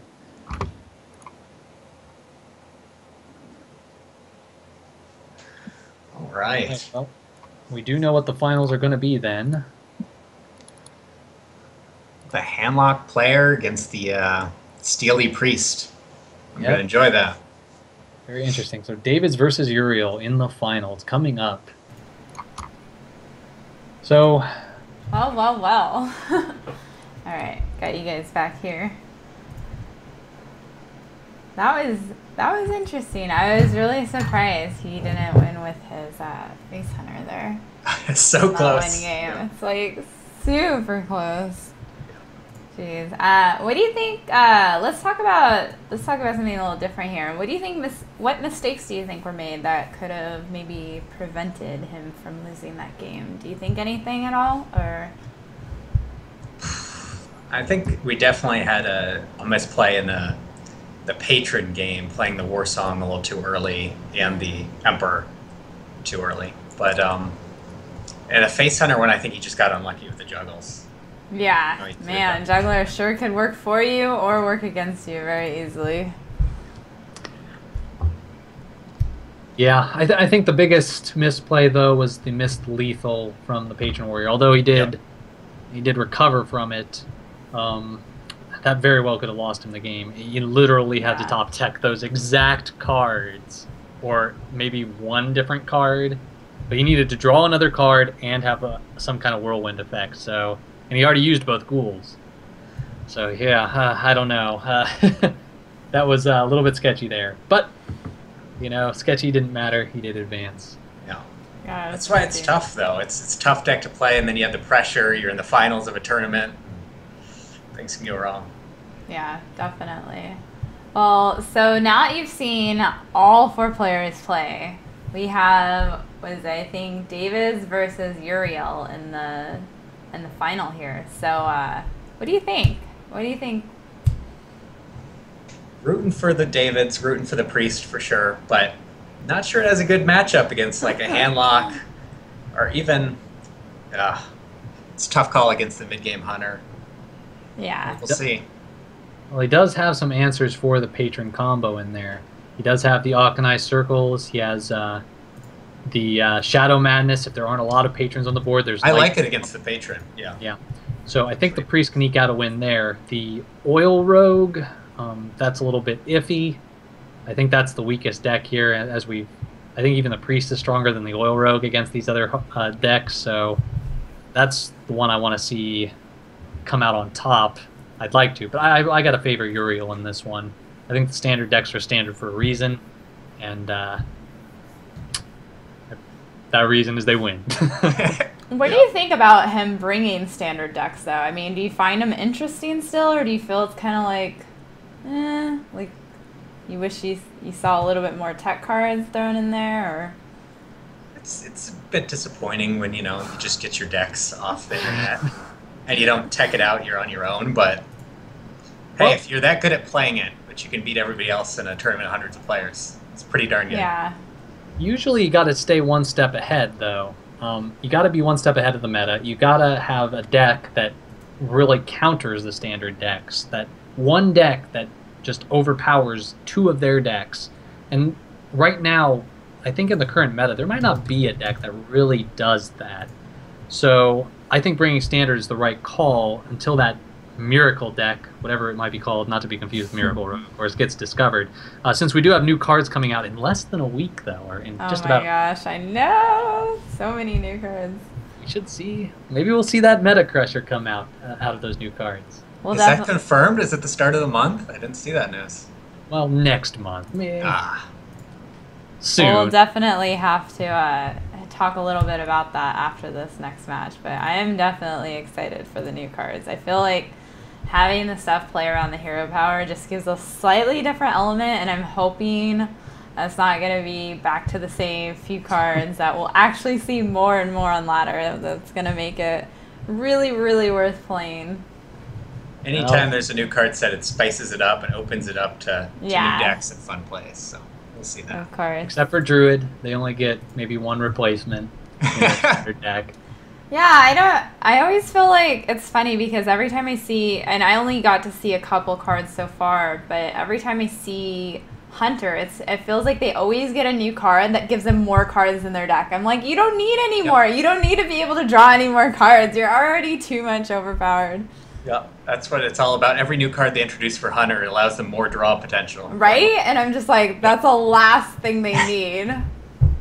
Well, one of the problems with a lot of the cards in Hearthstone from a design standpoint is you put all these really strong legendaries in the base set. You put a lot of the really strong base cards in the base set. So when you got a 30-card deck and 15 of them are kind of already planned out, you don't leave a lot of options to switch into those without giving even more power to the decks. And that's a lot of what happened with Hunter. In order for them to have more options, they need to make more powerful cards than already powerful cards. I mean, otherwise, why replace them? Just keep running the same deck. Why buy more cards? Very true, very true. But they're still too OP, in my opinion. All right, let's see here. So David, I think they're getting ready. Yeah. So they should be getting in this match soon. Should be interesting. I'll root for the other. I'll root for David. I think David's gonna come and smash him with that priest deck. We'll see. Always a chance with the rogue too. That's what we had in the last tournament. The final turn, the oil rogue pulled through. I know, and it's funny. I'm not seeing a whole lot of, surprisingly as strong as that deck is, I'm not seeing a whole lot of oil rogue anymore. I'm not seeing that on ladder as much anymore. All right, well. Looks like we're getting into our final first place match. David versus Uriel. All right.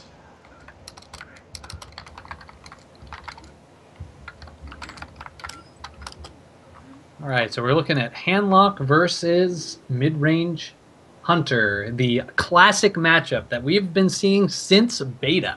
Yeah. Really has been going on forever. And I'm not sure about the favorite in this matchup. Well, in the old classic beta days, it was mostly favored for Mid-Range Hunter. In fact, Mid-Range Hunter was created to counter the Handlock. But nowadays, with some of the new tech cards like Antique Healbots, the guaranteed lethal from that hero power from Hunter has been a little bit mitigated. So I think it's about even at this stage of the game. Yeah, picking up the Healbots was huge. I know it was going to be huge for Handlock as soon as that card was released.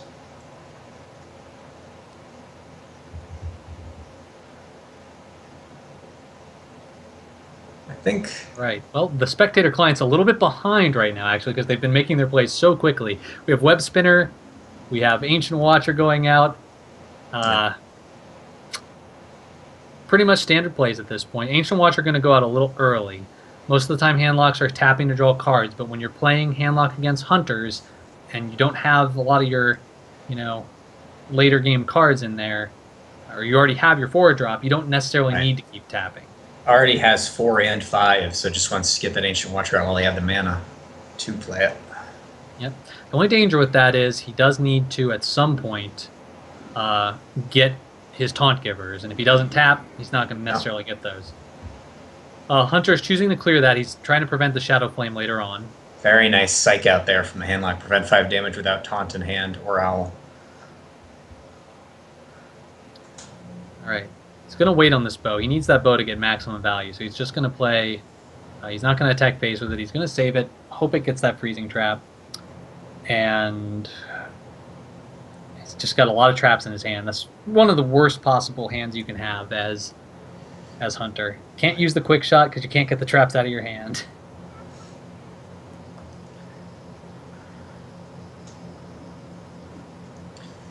Handlock does have a great minion to get Freezing trapped in the Antique Healbot, but it's a challenge to make that happen. So I need a Taunt Wall first. Yeah, I think we're going to be seeing Sludge Belcher go out here because it pretty much contests everything that the Hunter has available on the board and with his weapon. I wouldn't expect to see the trap get procced, but it does get procced. So he's going to do that with a Sludge Belcher. Double hurtful because it gets rid of one of your threats and gives a bow charge here. Deciding to take an aggressive route. Alright, well this is a pretty heads-up play. He's got 2 Molten Giants, so he can pretty much close out the game even if he gets low on health. But the second Freezing Trap is there. So it's unfortunate for him because that probably is the best play. When you can get a Mountain out against either of the Hunters, it usually just takes the game over. But now it just keeps feeding that bow. Now, is the Hunter going to strike here? Well, let's see. He's at 19 health. He's going to have 6 mana. No, trade. Okay. So he's going to trade it out. He doesn't want to bring his opponent too low. He wants to have pretty much the full kill ready on board so that the Moltens can't go out. Second Sludge Belcher picked up, though, means that this Handlock is not going down anytime soon.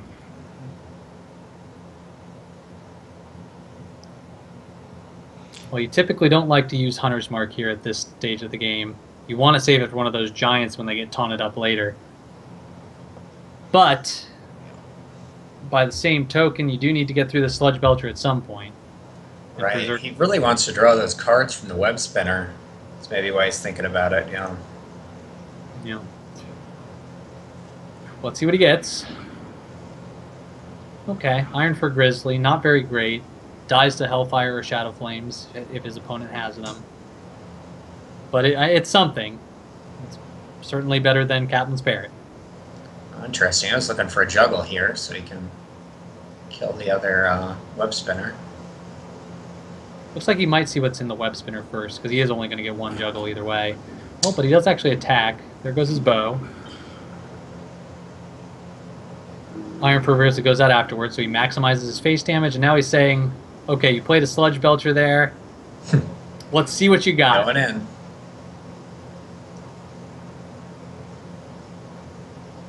Well, with a tap, a Molten Giant, a Shadow Flame, and the other Molten Giant, he would be able to clear the board here. But the Sludge Belcher right now, a slightly stronger play. His opponent just used a Hunter's Mark, so he knows his opponent is very unlikely to have like a kill command or something to take that out. Yeah. And the Hunter's getting somewhat low on life. He's been using so much with that bow. All right, well, I do think we're going to see the Loatheb go down here. I think the debate, it's all going to depend on where this juggle hits. If that hits that Sludge Belcher, that's a very big. He might also want to just trade the Web Spinner in right away. Ooh, nice. He does hit it. And see what comes out of the Web Spinner next, because he is going to have to clear this board. So remember that Freezing Trap is still there, so this Molten Giant isn't threatening. Not the best card of Freezing Trap, though, because it can often be replayed for free. Anyway. Right. Loatheb is going to prevent the Shadow Flame. Shadow Flame now costs 9, so his board is safe. A Hellfire would also cost 9, so there's no AoE that can be cleared here.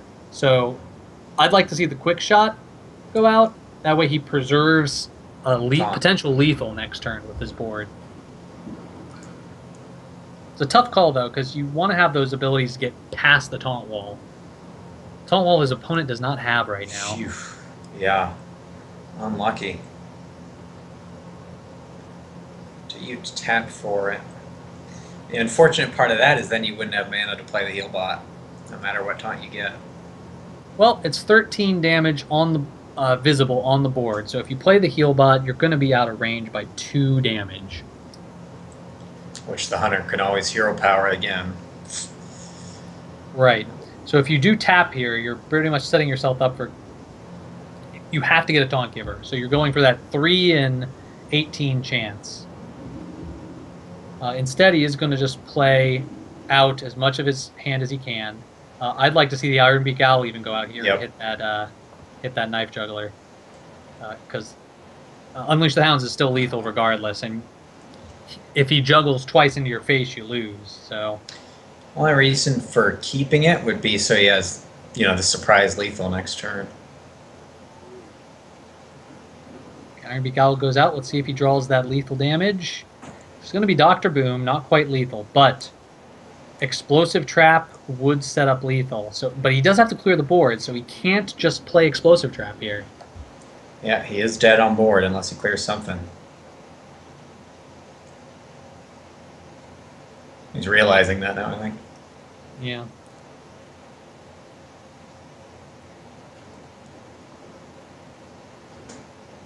What was that? Well, he's going to play Explosive Trap, which... No, he's just going to dead. Hero Power. Well, that's game. Interesting.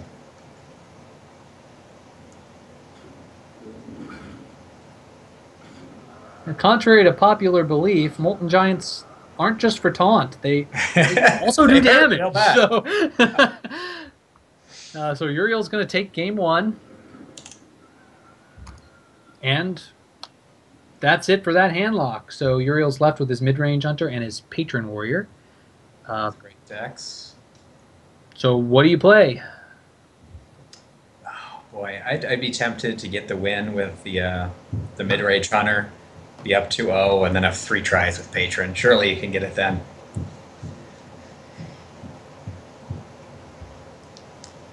His mid-range hunter also runs Harrison Jones, so I'd like to see the mid-range hunter also. That deck is pretty well favored, I think, against the other mid-range hunter deck, which is a little bit slower.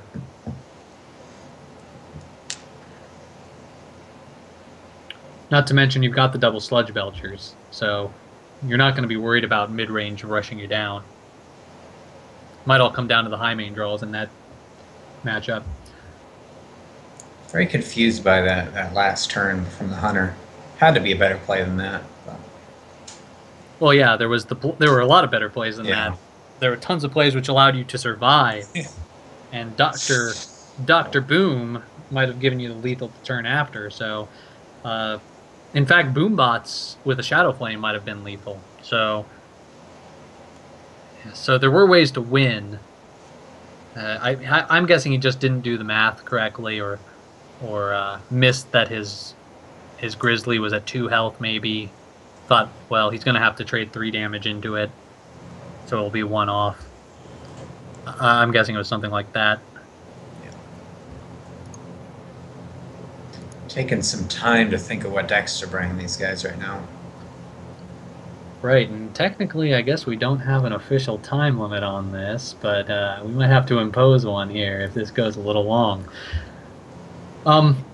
Maybe we won't... What about this Priest deck? Do you play the mind games? Do you just bring out a different deck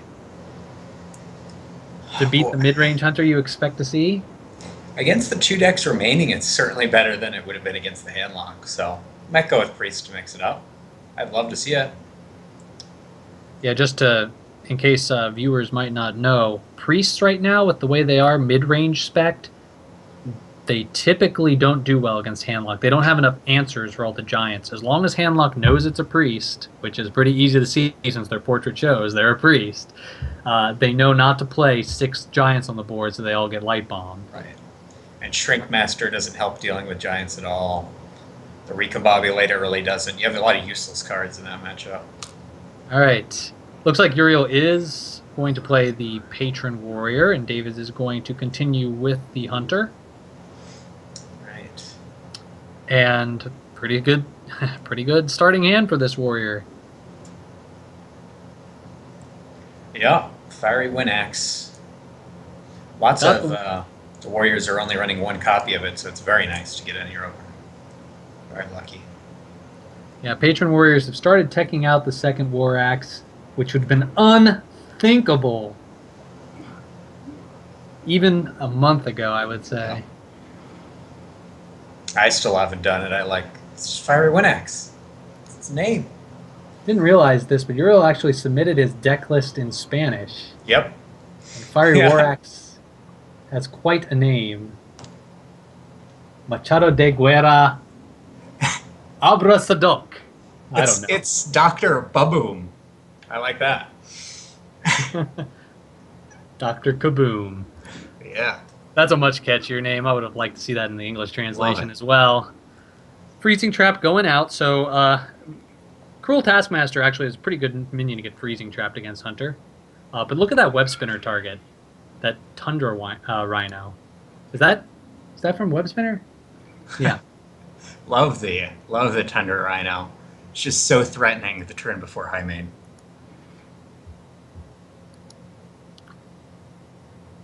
Alright, well, no. Going to play the quick shot, deny the multiple draws. Again, you're trying to prevent that patron from building up his combo cards. He does have the patron combo in hand for turn 8. With the Unstable Ghoul out maybe a turn early, it could be dangerous here. Unstable Ghoul is going to go out here. Just try to prevent some damage. Can't play anything else with it. It's kind of bummed. Not going to swing the axe. It's an interesting choice. Doesn't even contest the creeper very much. Yeah, and the funny thing about this is this Tundra Rhino, which you really wouldn't expect to see, is going to clear this out. Yeah, that's really scary. He may want to execute it. Yeah, you don't want high mains charging your face, so we're definitely going to be seeing an All right, X. Warx, the save. I forgot he saved it. That's going to be a nice counter. Now, Gnomish Inventor, I think you got to draw some cards. Still trying to get some of your more unfair combos. Still trying to find Emperor. Yeah, he's got a lot of the great combo cards. He needs the Emperor. Ooh, Knife Juggler, all right. But Knife Juggler not going to be able to throw enough juggles into this 2-4. But he does have to get some board presence, so he's going to use it. Get the juggle out. Ooh, so no free trade for that Gnomish Inventor. Hunter's Mark. Wow, really wants to deny the Battle Rage. Well, yeah, and that didn't quite hit the mark, in fact, because he could have just juggled it with using the Hunter's Mark. If he intended to use a Hunter's Mark anyway, he might as well have juggled it and not lost a spider there.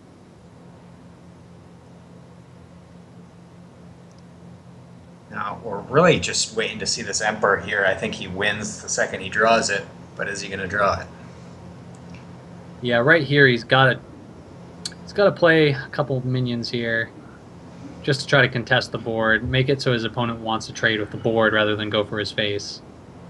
But not a very strong play here. But really without options at this point. He can't just start spending his combo activators. You know, no real draw in the hand. He needs the opponent to actually play a weapon. Okay, that's an interesting trade there. Takes out the injured Trade Master, goes for the juggle on the Armor Smith, but does miss it.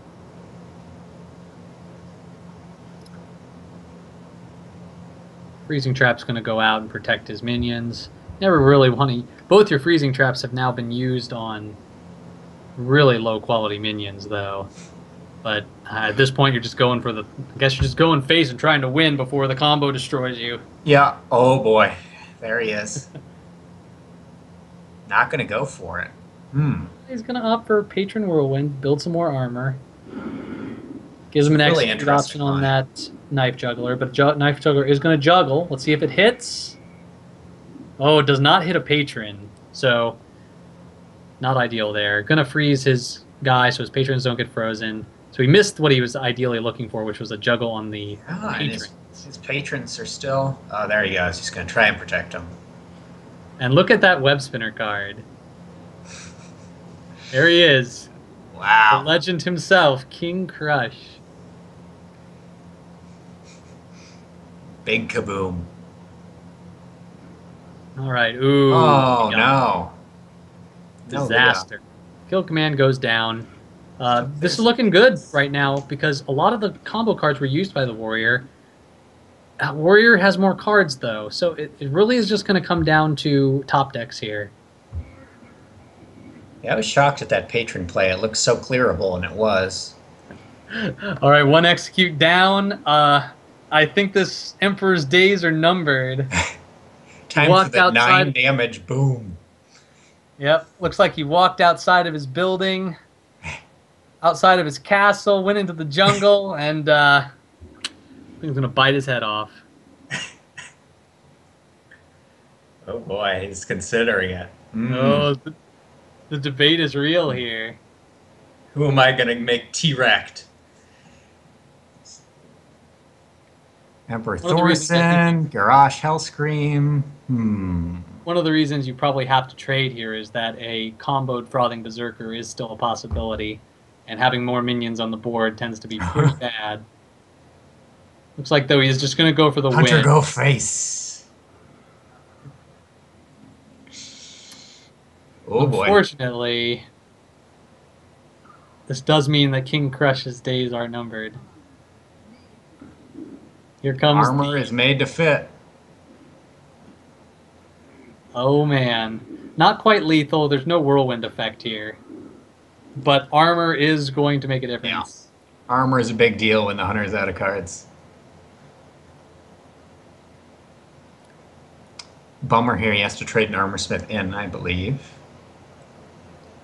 Yeah, actually, if he uses Inner Rage there, it's going to be exactly 7. So he does need to use 1 Armor Smith. That does mean also that the Hunter is pretty much no way to win now. He Yeah. needed to trade that. Back up to almost 20 life. The King Crush basically did nothing. That hurts. Yeah, and oh man, fate is not on the side of David's today. Oh boy. Here Billhorn Bow comes the goes out. museum. Yeah, this is. Yeah, the ship has sailed on this game.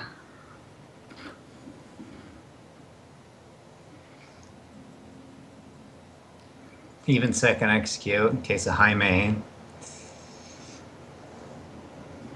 Oh, Battle Rage. Oh More man. cards. Ugh, this is so bad for David's. And now Really, Lethal is set up for next turn. really interesting play here with that patron turn. Even though it got cleared, led him to a very nice position here. Very easy Actually, win. I stand corrected. Lethal's not set up. He's a little bit far away still. All right, Eagle Horn Bow is going to clear. He's going to get the extra charge with his explosive trap here. If he plays it. No, he's going to save it. Okay. Doesn't want to give him that extra armor. More draws. So he's looking for that lethal. It's 2 damage off right now. And that is only 1 damage. So Drag this out.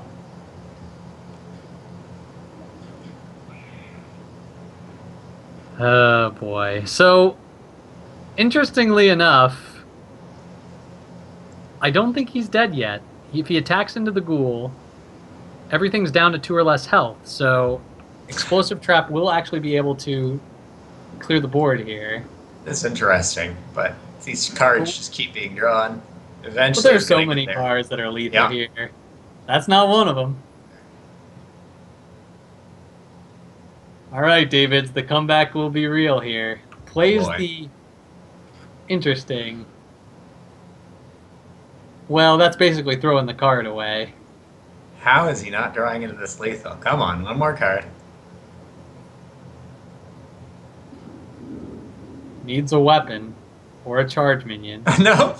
No, he could Oh. slam and try to get the minion. Looks Oh, like, oh, there he goes. Yeah, oh, okay. David's prematurely it's done. leaving, though it was pretty much done.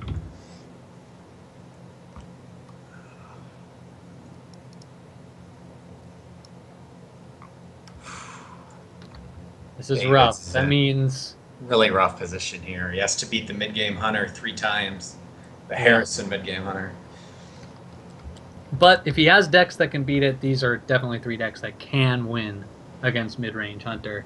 They're not all horribly unfavored. You've got saps for high mains, you've got priest cards which can turn things around, provided there's no high main, and you've got mid-range, which of course is, you know,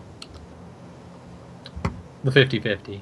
Yeah, it's all right, but 2 weapon classes too. Gonna be tough.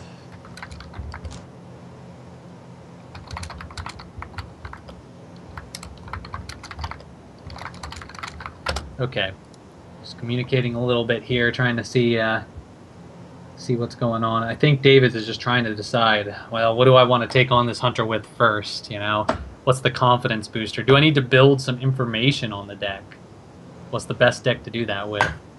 Yeah. I mean, you're gonna have to bring all of them, so wouldn't imagine too much time thinking here, but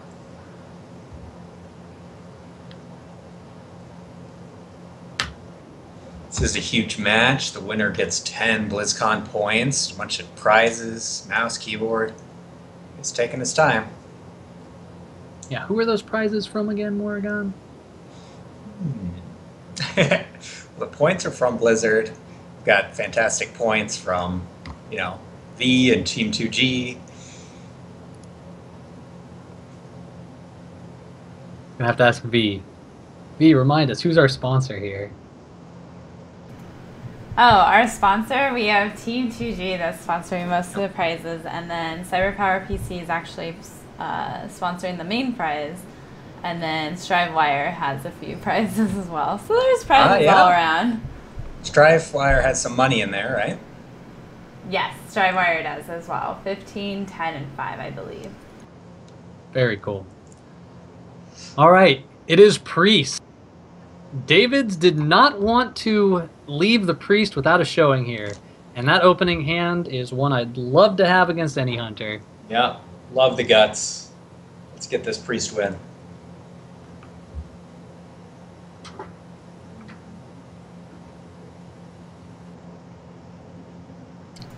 Oh, and you know what? I'm sorry. Striker actually put up most of that money that went to Strivewire. Strivewire actually put in 10. Just so everybody knows. All right. Very cool. Thank you, Striker. All right, here it is. The Blade Master circle play on turn 2 with the coin and with the preemptive Northshire Cleric giving you a card draw. The dream. It is the dream. Even as the answer to High Main loaded up, just looks so good. All right, he is going to, of course, take out that. He's going to play the Freezing Trap here because Injured Trademaster loses his circle if he gets frozen. But, hey, there's another circle, so problem solved. And actually, we do have the Shadow Madness here, which can take out that Freezing Trap later. And the Unleash, which can take it out. Nice pickup from Thoughtsteel. All right. Animal Companion is a bear. We do like seeing the bear here in this case, I believe. Against Priest, you really just want the meatiest minions possible. I think it's time to steal a Knife Juggler, put it in your deck with Unleash. It's nice to have. Oh man, the combos. The combos are real here. This Priest deck starting to look more like a Hunter deck. So fun. So how about this circle? Do you use it here? I think you do. Go for it, man. He's running away with this game. All right, well, time to stop the bleeding. Use the Sludge Belcher. Pretty good job contesting this here, but another great card against Hunter. Mm-hmm. Really got his choice of ways to kill this.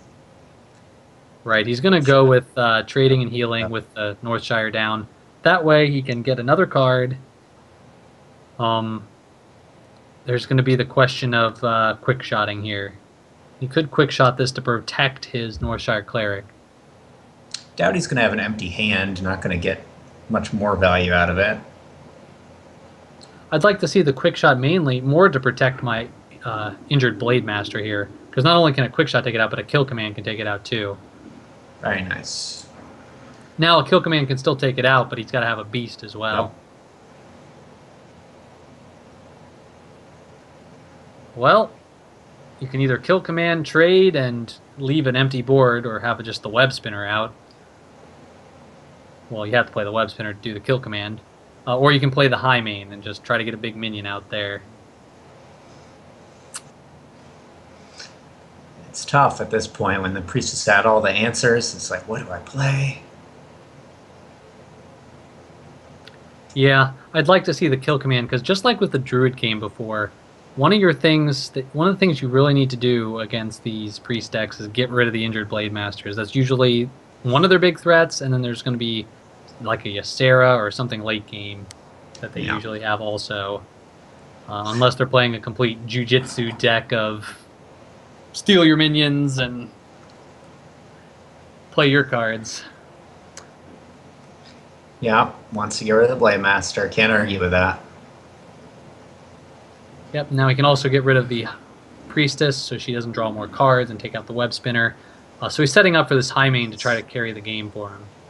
Yeah, or the King Crush from this Web Spinner. We'll see. Another King Crush would be quite impressive. He's going to play the Knife Juggler Wild Pyro, try to get that juggle. The Sludge Belchers aren't yet necessary at this point, having multiple minions a little more valuable. Unfortunately, that's the opposite of King Crush. Oh, no. Right, high main going down. So Shadow or Death will take out the high main and do 1 damage to everything. But those 2 minions are still going to be on the board afterwards. Power World Shield, maybe, to clean up? Right, you might have to heal first, of course. Try to preserve both your minions on the board. Oh, it's just so fancy. Wish he'd brought this priest out earlier. Yeah, it's just one of those that it's your third best deck. It's one of those things where you think this is my weaker deck, and I kind of want to have it as targeted matchup after I win a couple games, but that's ended up not being how it turned out.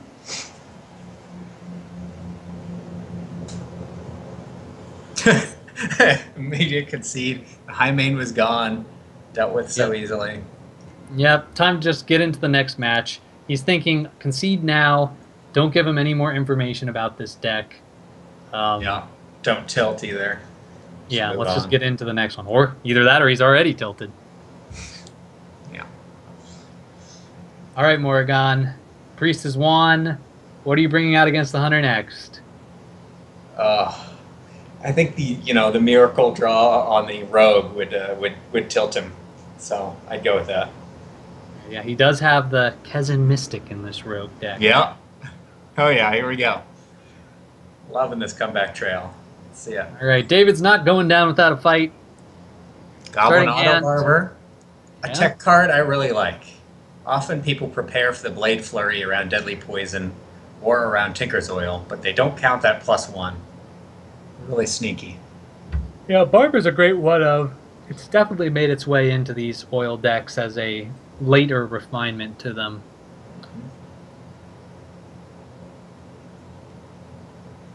So at one point where I was running a Barber and a Shade, so you for sure hit the oil. They're both pretty nice tech choices. All right, well, we've got a very good opening hand from the Hunter this time. Mad Scientist, Glaive Zuka into Animal Companion. Excellent curve. The answers might not be there right now for the Rogue. Glaive Zuka in the mid-range. Interesting choice. Yeah, it looks like he's running a one of. Fast. The great thing about Glaive Zuka is the help against aggro for the mid-range. Yeah. That's why you only put one of it in there.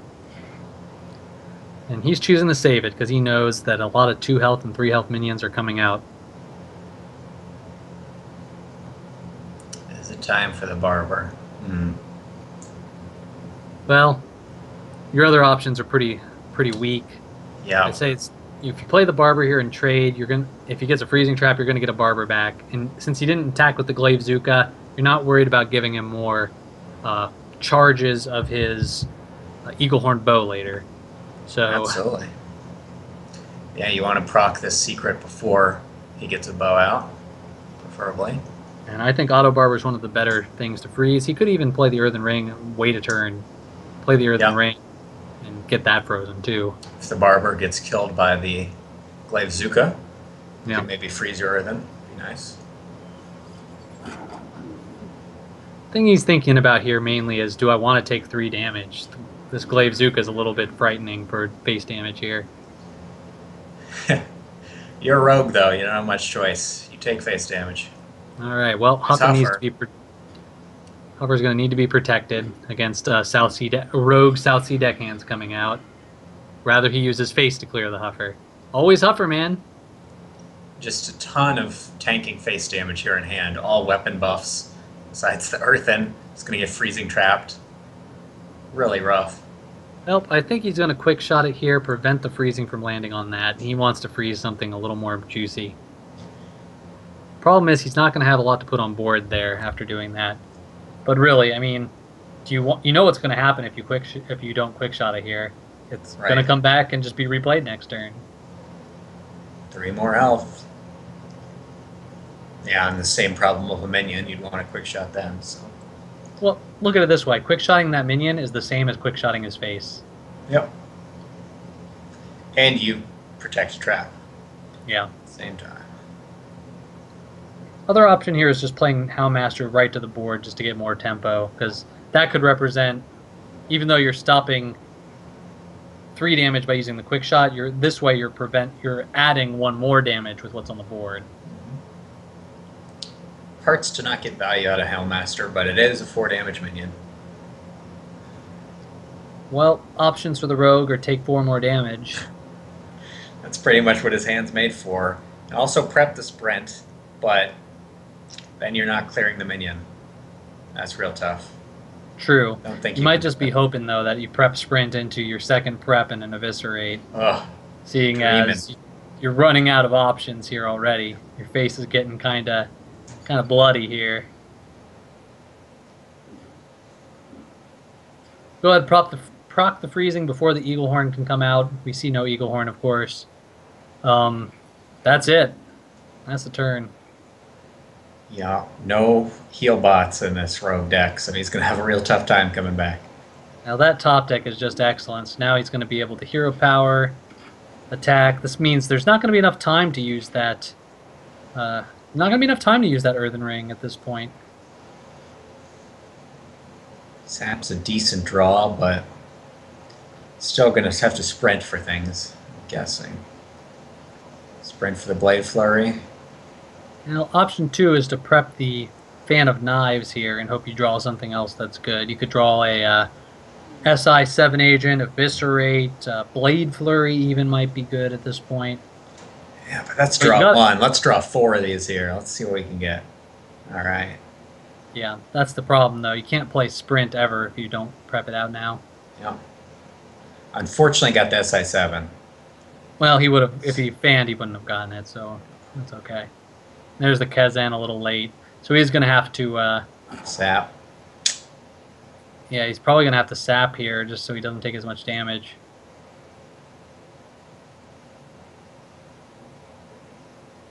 That's the problem. No, he goes opt for that. So 1 damage off lethal for the Hunter.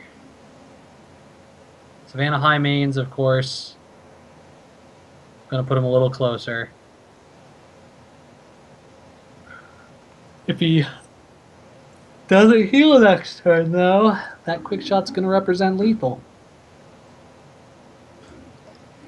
Yeah, has to do the Earth and Sap. Oh, second sap is such a nice pickup here. That means you're going to have some time to catch back up. Get that High Main out of here. Now it's time to set up that Earthen so that, once again, hopefully you draw into some kind of answer here. Yep, second Some Earthen, kind of way try to and get it freezing again. Yeah. Whatever. Oh. David's thinking, hey, I gotta just... Well, he's got to do the math here. He's dead to 3 damage if he doesn't Earthen here. And 3 damage is... Pretty much everything. Damage yeah. But maybe he's thinking, I just don't win if I play something else. Right.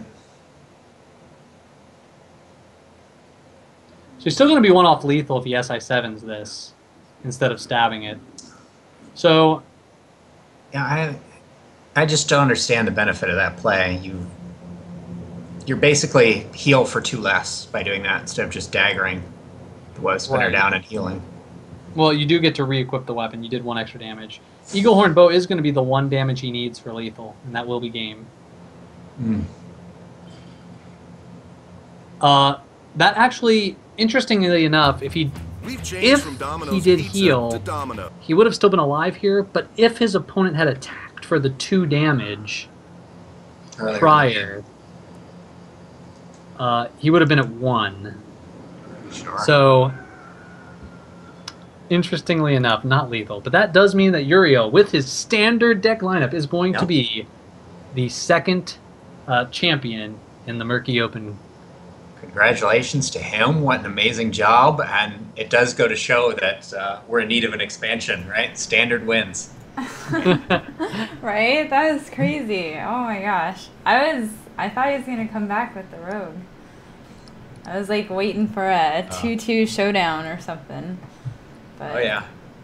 Well, unfortunately with Rogue, the weapon class, you're doing exactly what the Hunter wants you to do, hitting yourself in the face. So yeah, as your little sister across the, your little brother across there is going, stop hitting yourself, stop hitting yourself. You're just slowly dying. So you have to pick up Eviscerate. You need SI7 agents. You can't win with weapon oils. Yeah. Very true. Do you think him not having extra healing in that deck hurt him there? Like, do you think that would have helped him to come back at all, or not really? Healbot would have been a big draw if he had it, but unfortunately he didn't even draw into the other Earthen, so... Yeah, in this particular matchup, yes, but then you sacrifice all the other matchups to add more healing tech cards. So, Right. Of course, healing cards don't help you much against Patron. They certainly don't help you much against handlocks. But with everyone bringing Hunter, wouldn't have been bad this tournament. Maybe. Maybe. Okay, while you guys chat about the games, I am going to get our finalist in for an interview, so we can try to chat with him, see what his reasoning behind bringing what decks he did. All right, let's see. So what was your favorite moment from today, Elia? Oh, favorite moment from all of today would have to be the missed lethal from the Patron. I'm going to keep bringing it up. Proving him wrong. Yeah, I'm going to keep beating him up for it. It was fairly quick to calculate. Too much of a juicy Ragnaros execute there on the board. So it just goes to show there's an order of operations when you're playing any of these decks, and I think one of the first steps in your calculations is, do I have lethal? It's probably the first thing you should ask yourself. So I think it's a great learning opportunity for Uriel, who is the champion. Even the champion made a mistake here, and for everyone else who's watching. But how about you, Moragon? What's your favorite moment? It was definitely the priest just running over both matchups it did, and the recombobulator getting value, creating a sludge belcher. Love seeing that. 2-1 for the priest. That's pretty good. Yeah. Love seeing that. One interesting priest deck that another streamer is playing a lot is the Mech Priest. Could that have been the answer to the meta that it needed? Ooh, I don't know. I've yet to see that or see it be successful. If it beats me on ladder, then I'll say, all right. First, you're going to have to run into one. Yep. Exactly. Not much more to say about the matches. I'd say that those were pretty standard. It was standard play. It showed that the decks just in their standard curves and standard lineups. Do you think any of the cards that are coming out would have changed the way any of these decks are played? Just thinking about these decks. Well, these decks, I mean, everybody bringing Hunter, it's clearly already super powerful. Lock and load will help so much from the new set to keep them up as one of the premier decks in Hearthstone, for sure. Your ability to toggle those quick shots and kill commands into more quick shots, kill commands, arcane shots, tracking even, just all juicy draws. So. Yep, I think we might start seeing the 2 Hunter's Marks, 2 arcane shots, 2 of every cheap card. No, it's all good. Let's see here. Alright, so we're still waiting for him to be added to our skip call. But, so, you said standard decks, so did you think, well, you could just be honest here. The games that we saw at Murky Hearthstone Open 1, more interesting, you think, than these ones, or, I don't know. We didn't see too much, craziness go on. It was pretty straightforward. It's hard to beat the Control Warrior fatigue battles.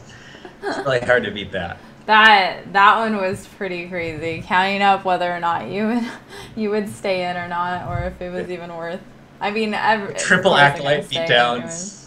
Yeah, that was probably one of the most epic moments in any tournament. I think, it's definitely where I should have been sending that to Trollden already. Oh yeah. Well, you used the word interesting, and while I agree, the last one was certainly more interesting. I think my level of enjoyment comes from seeing the highest level of play, and when you're bringing some suboptimal decks, you're really missing out on some of those.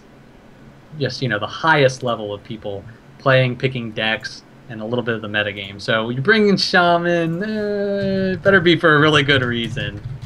So I don't know.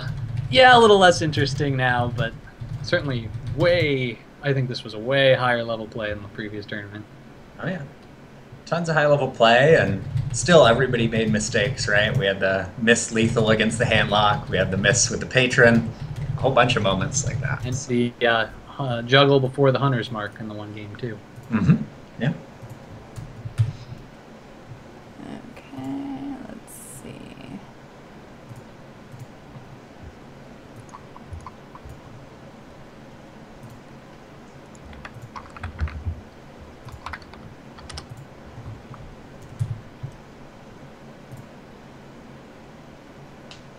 Oh, goodness. Okay.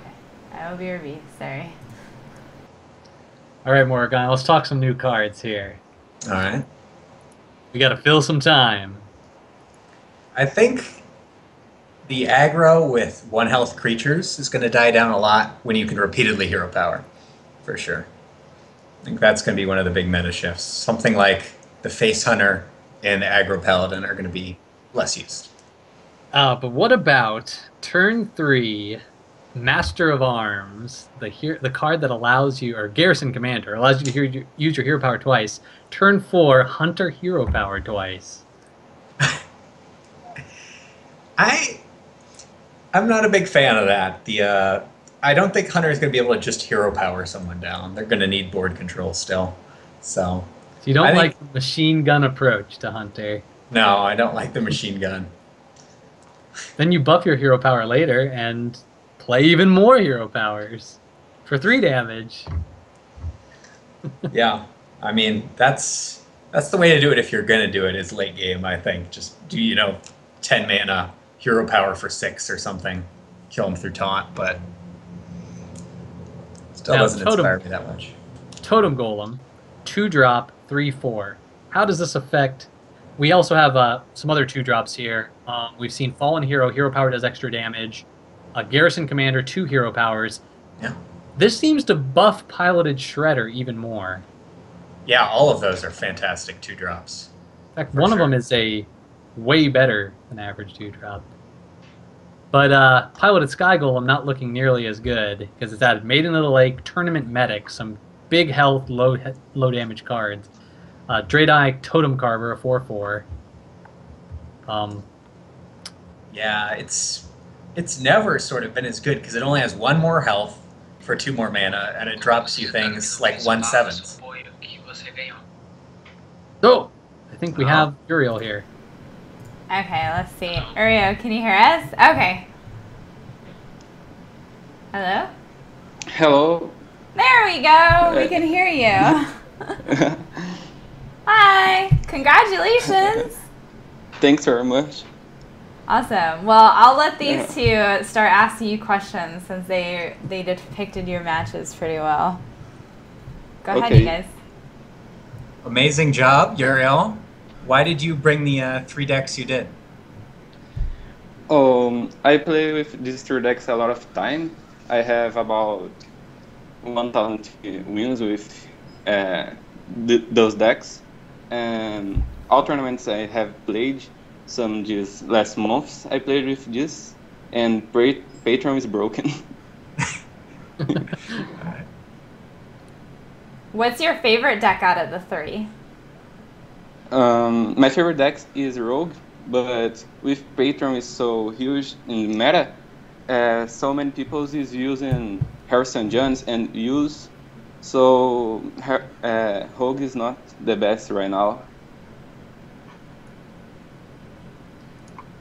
All right, I'm going to ask you the tough question here. Did you notice you had a missed lethal during your patron game, one of your first patron games, when Ragnaros was on the board against the Handlock? Did you notice it afterwards? Oh, I didn't see that, but Yeah. All right, go back and watch the VOD because you did have a missed lethal. Okay, I was wondering if you saw it or not. For sure I will. Now, one of my other big questions here is the Handlock variation you're playing is one with Jiraxis. We've seen Jiraxis come in and out, so talk to us about Jiraxis. We didn't actually get to see him today. Good, bad, wins you games? Jiraxis can win some games alone, like Control Warrior and Priest, and he's very huge with Taurisan. You can play here with 8 mana and hero power in the same term on turn 10. So it's pretty great. I like him. And can heal you against Hunter if you survive. Okay. Yeah. Okay. Now, have you won any tournaments before, or is this your first win? Yeah, I'm from Brazil and I have won some tournaments there. I am playing Copa America. It's a big tournament Very nice. So do you have BlizzCon points already, or is this your first? No, that's my first Oh, points. great. Oh, awesome. Are you going to keep trying to get more? Like, do you want to go to BlizzCon and everything? Oh, for sure, I will. Awesome. Great. So let me ask you, do you have like a team you practice with? Do you just have a friend you play with? Like, tell us about your routine, because I like to ask those kind of questions because, you know, other people want to compete or might be scared about competing, you know, might want to hear the things that help you before you started competing. I have a team, it's Combat Games. Okay. And they help me about everything. I can start. They help me to train, they help me to play ladder, and all tournaments we play together. Okay. And is Hearthstone your first card game? Yes. And how long have you been playing for? About 1 year and 7 months. Okay. I played closed beta. Oh, okay. You play in the closed beta. Nice. Did you think that you would still be playing it today? You think you'd make something out of it? Sorry, I don't. I said, did you think you'd still be playing this game today, or did you fall in love with it right away? No, I am very tired. I go to sleep now.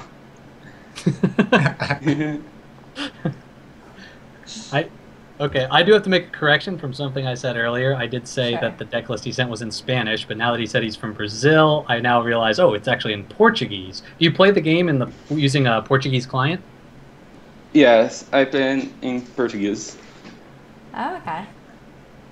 Very cool.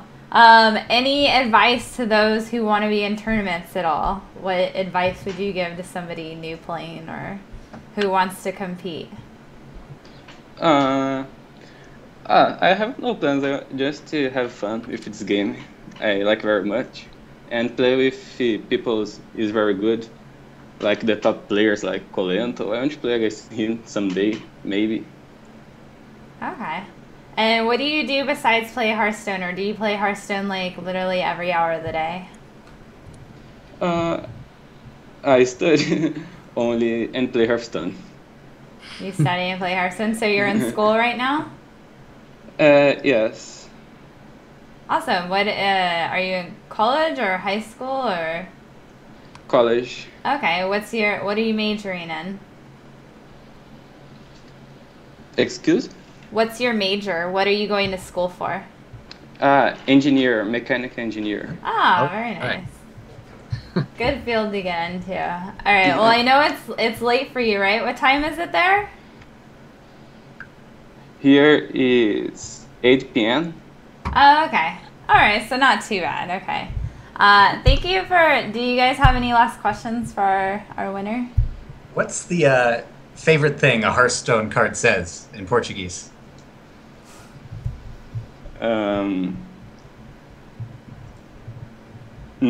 Ragnaros. Você vai queimar. And what does that mean?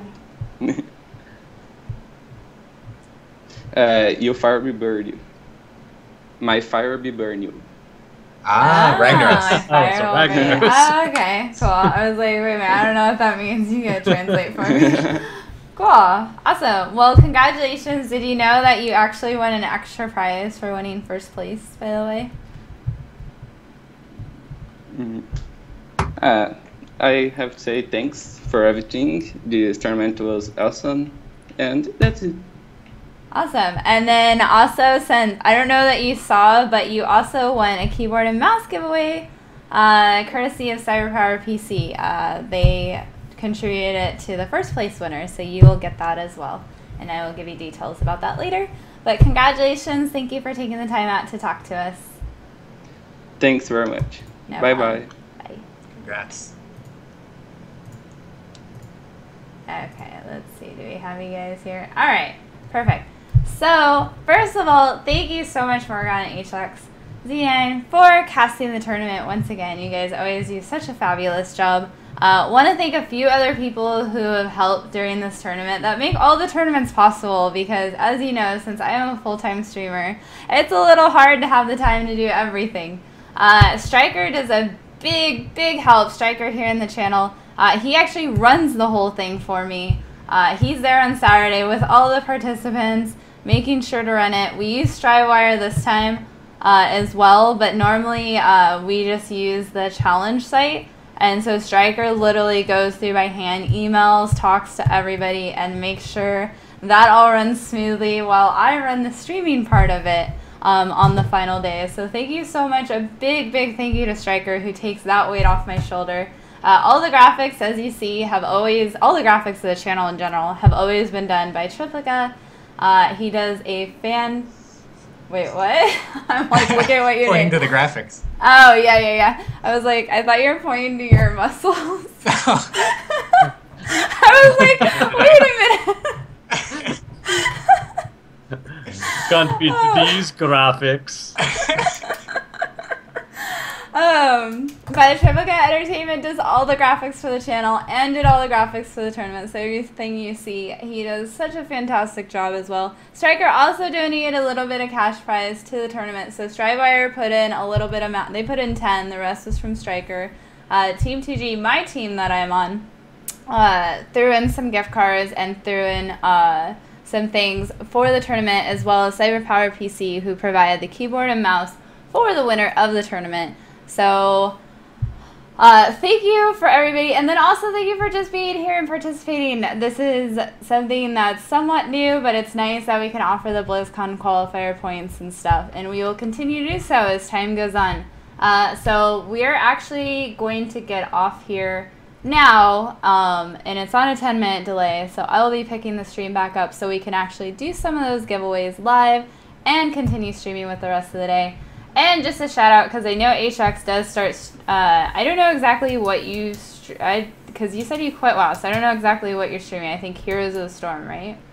Hearthstone, Heroes of the Storm. Okay. HX actually streams now, so if you enjoyed his casting today, you should definitely check out his stream as well. And Moragon, as you know, I think we will still continue to see in tournaments because he does such an awesome job. And is legend right now in Hearthstone, actually top 100 legend, so congratulations. I hope you get some BlizzCon qualifier points out of that. Alright, we will see you guys soon.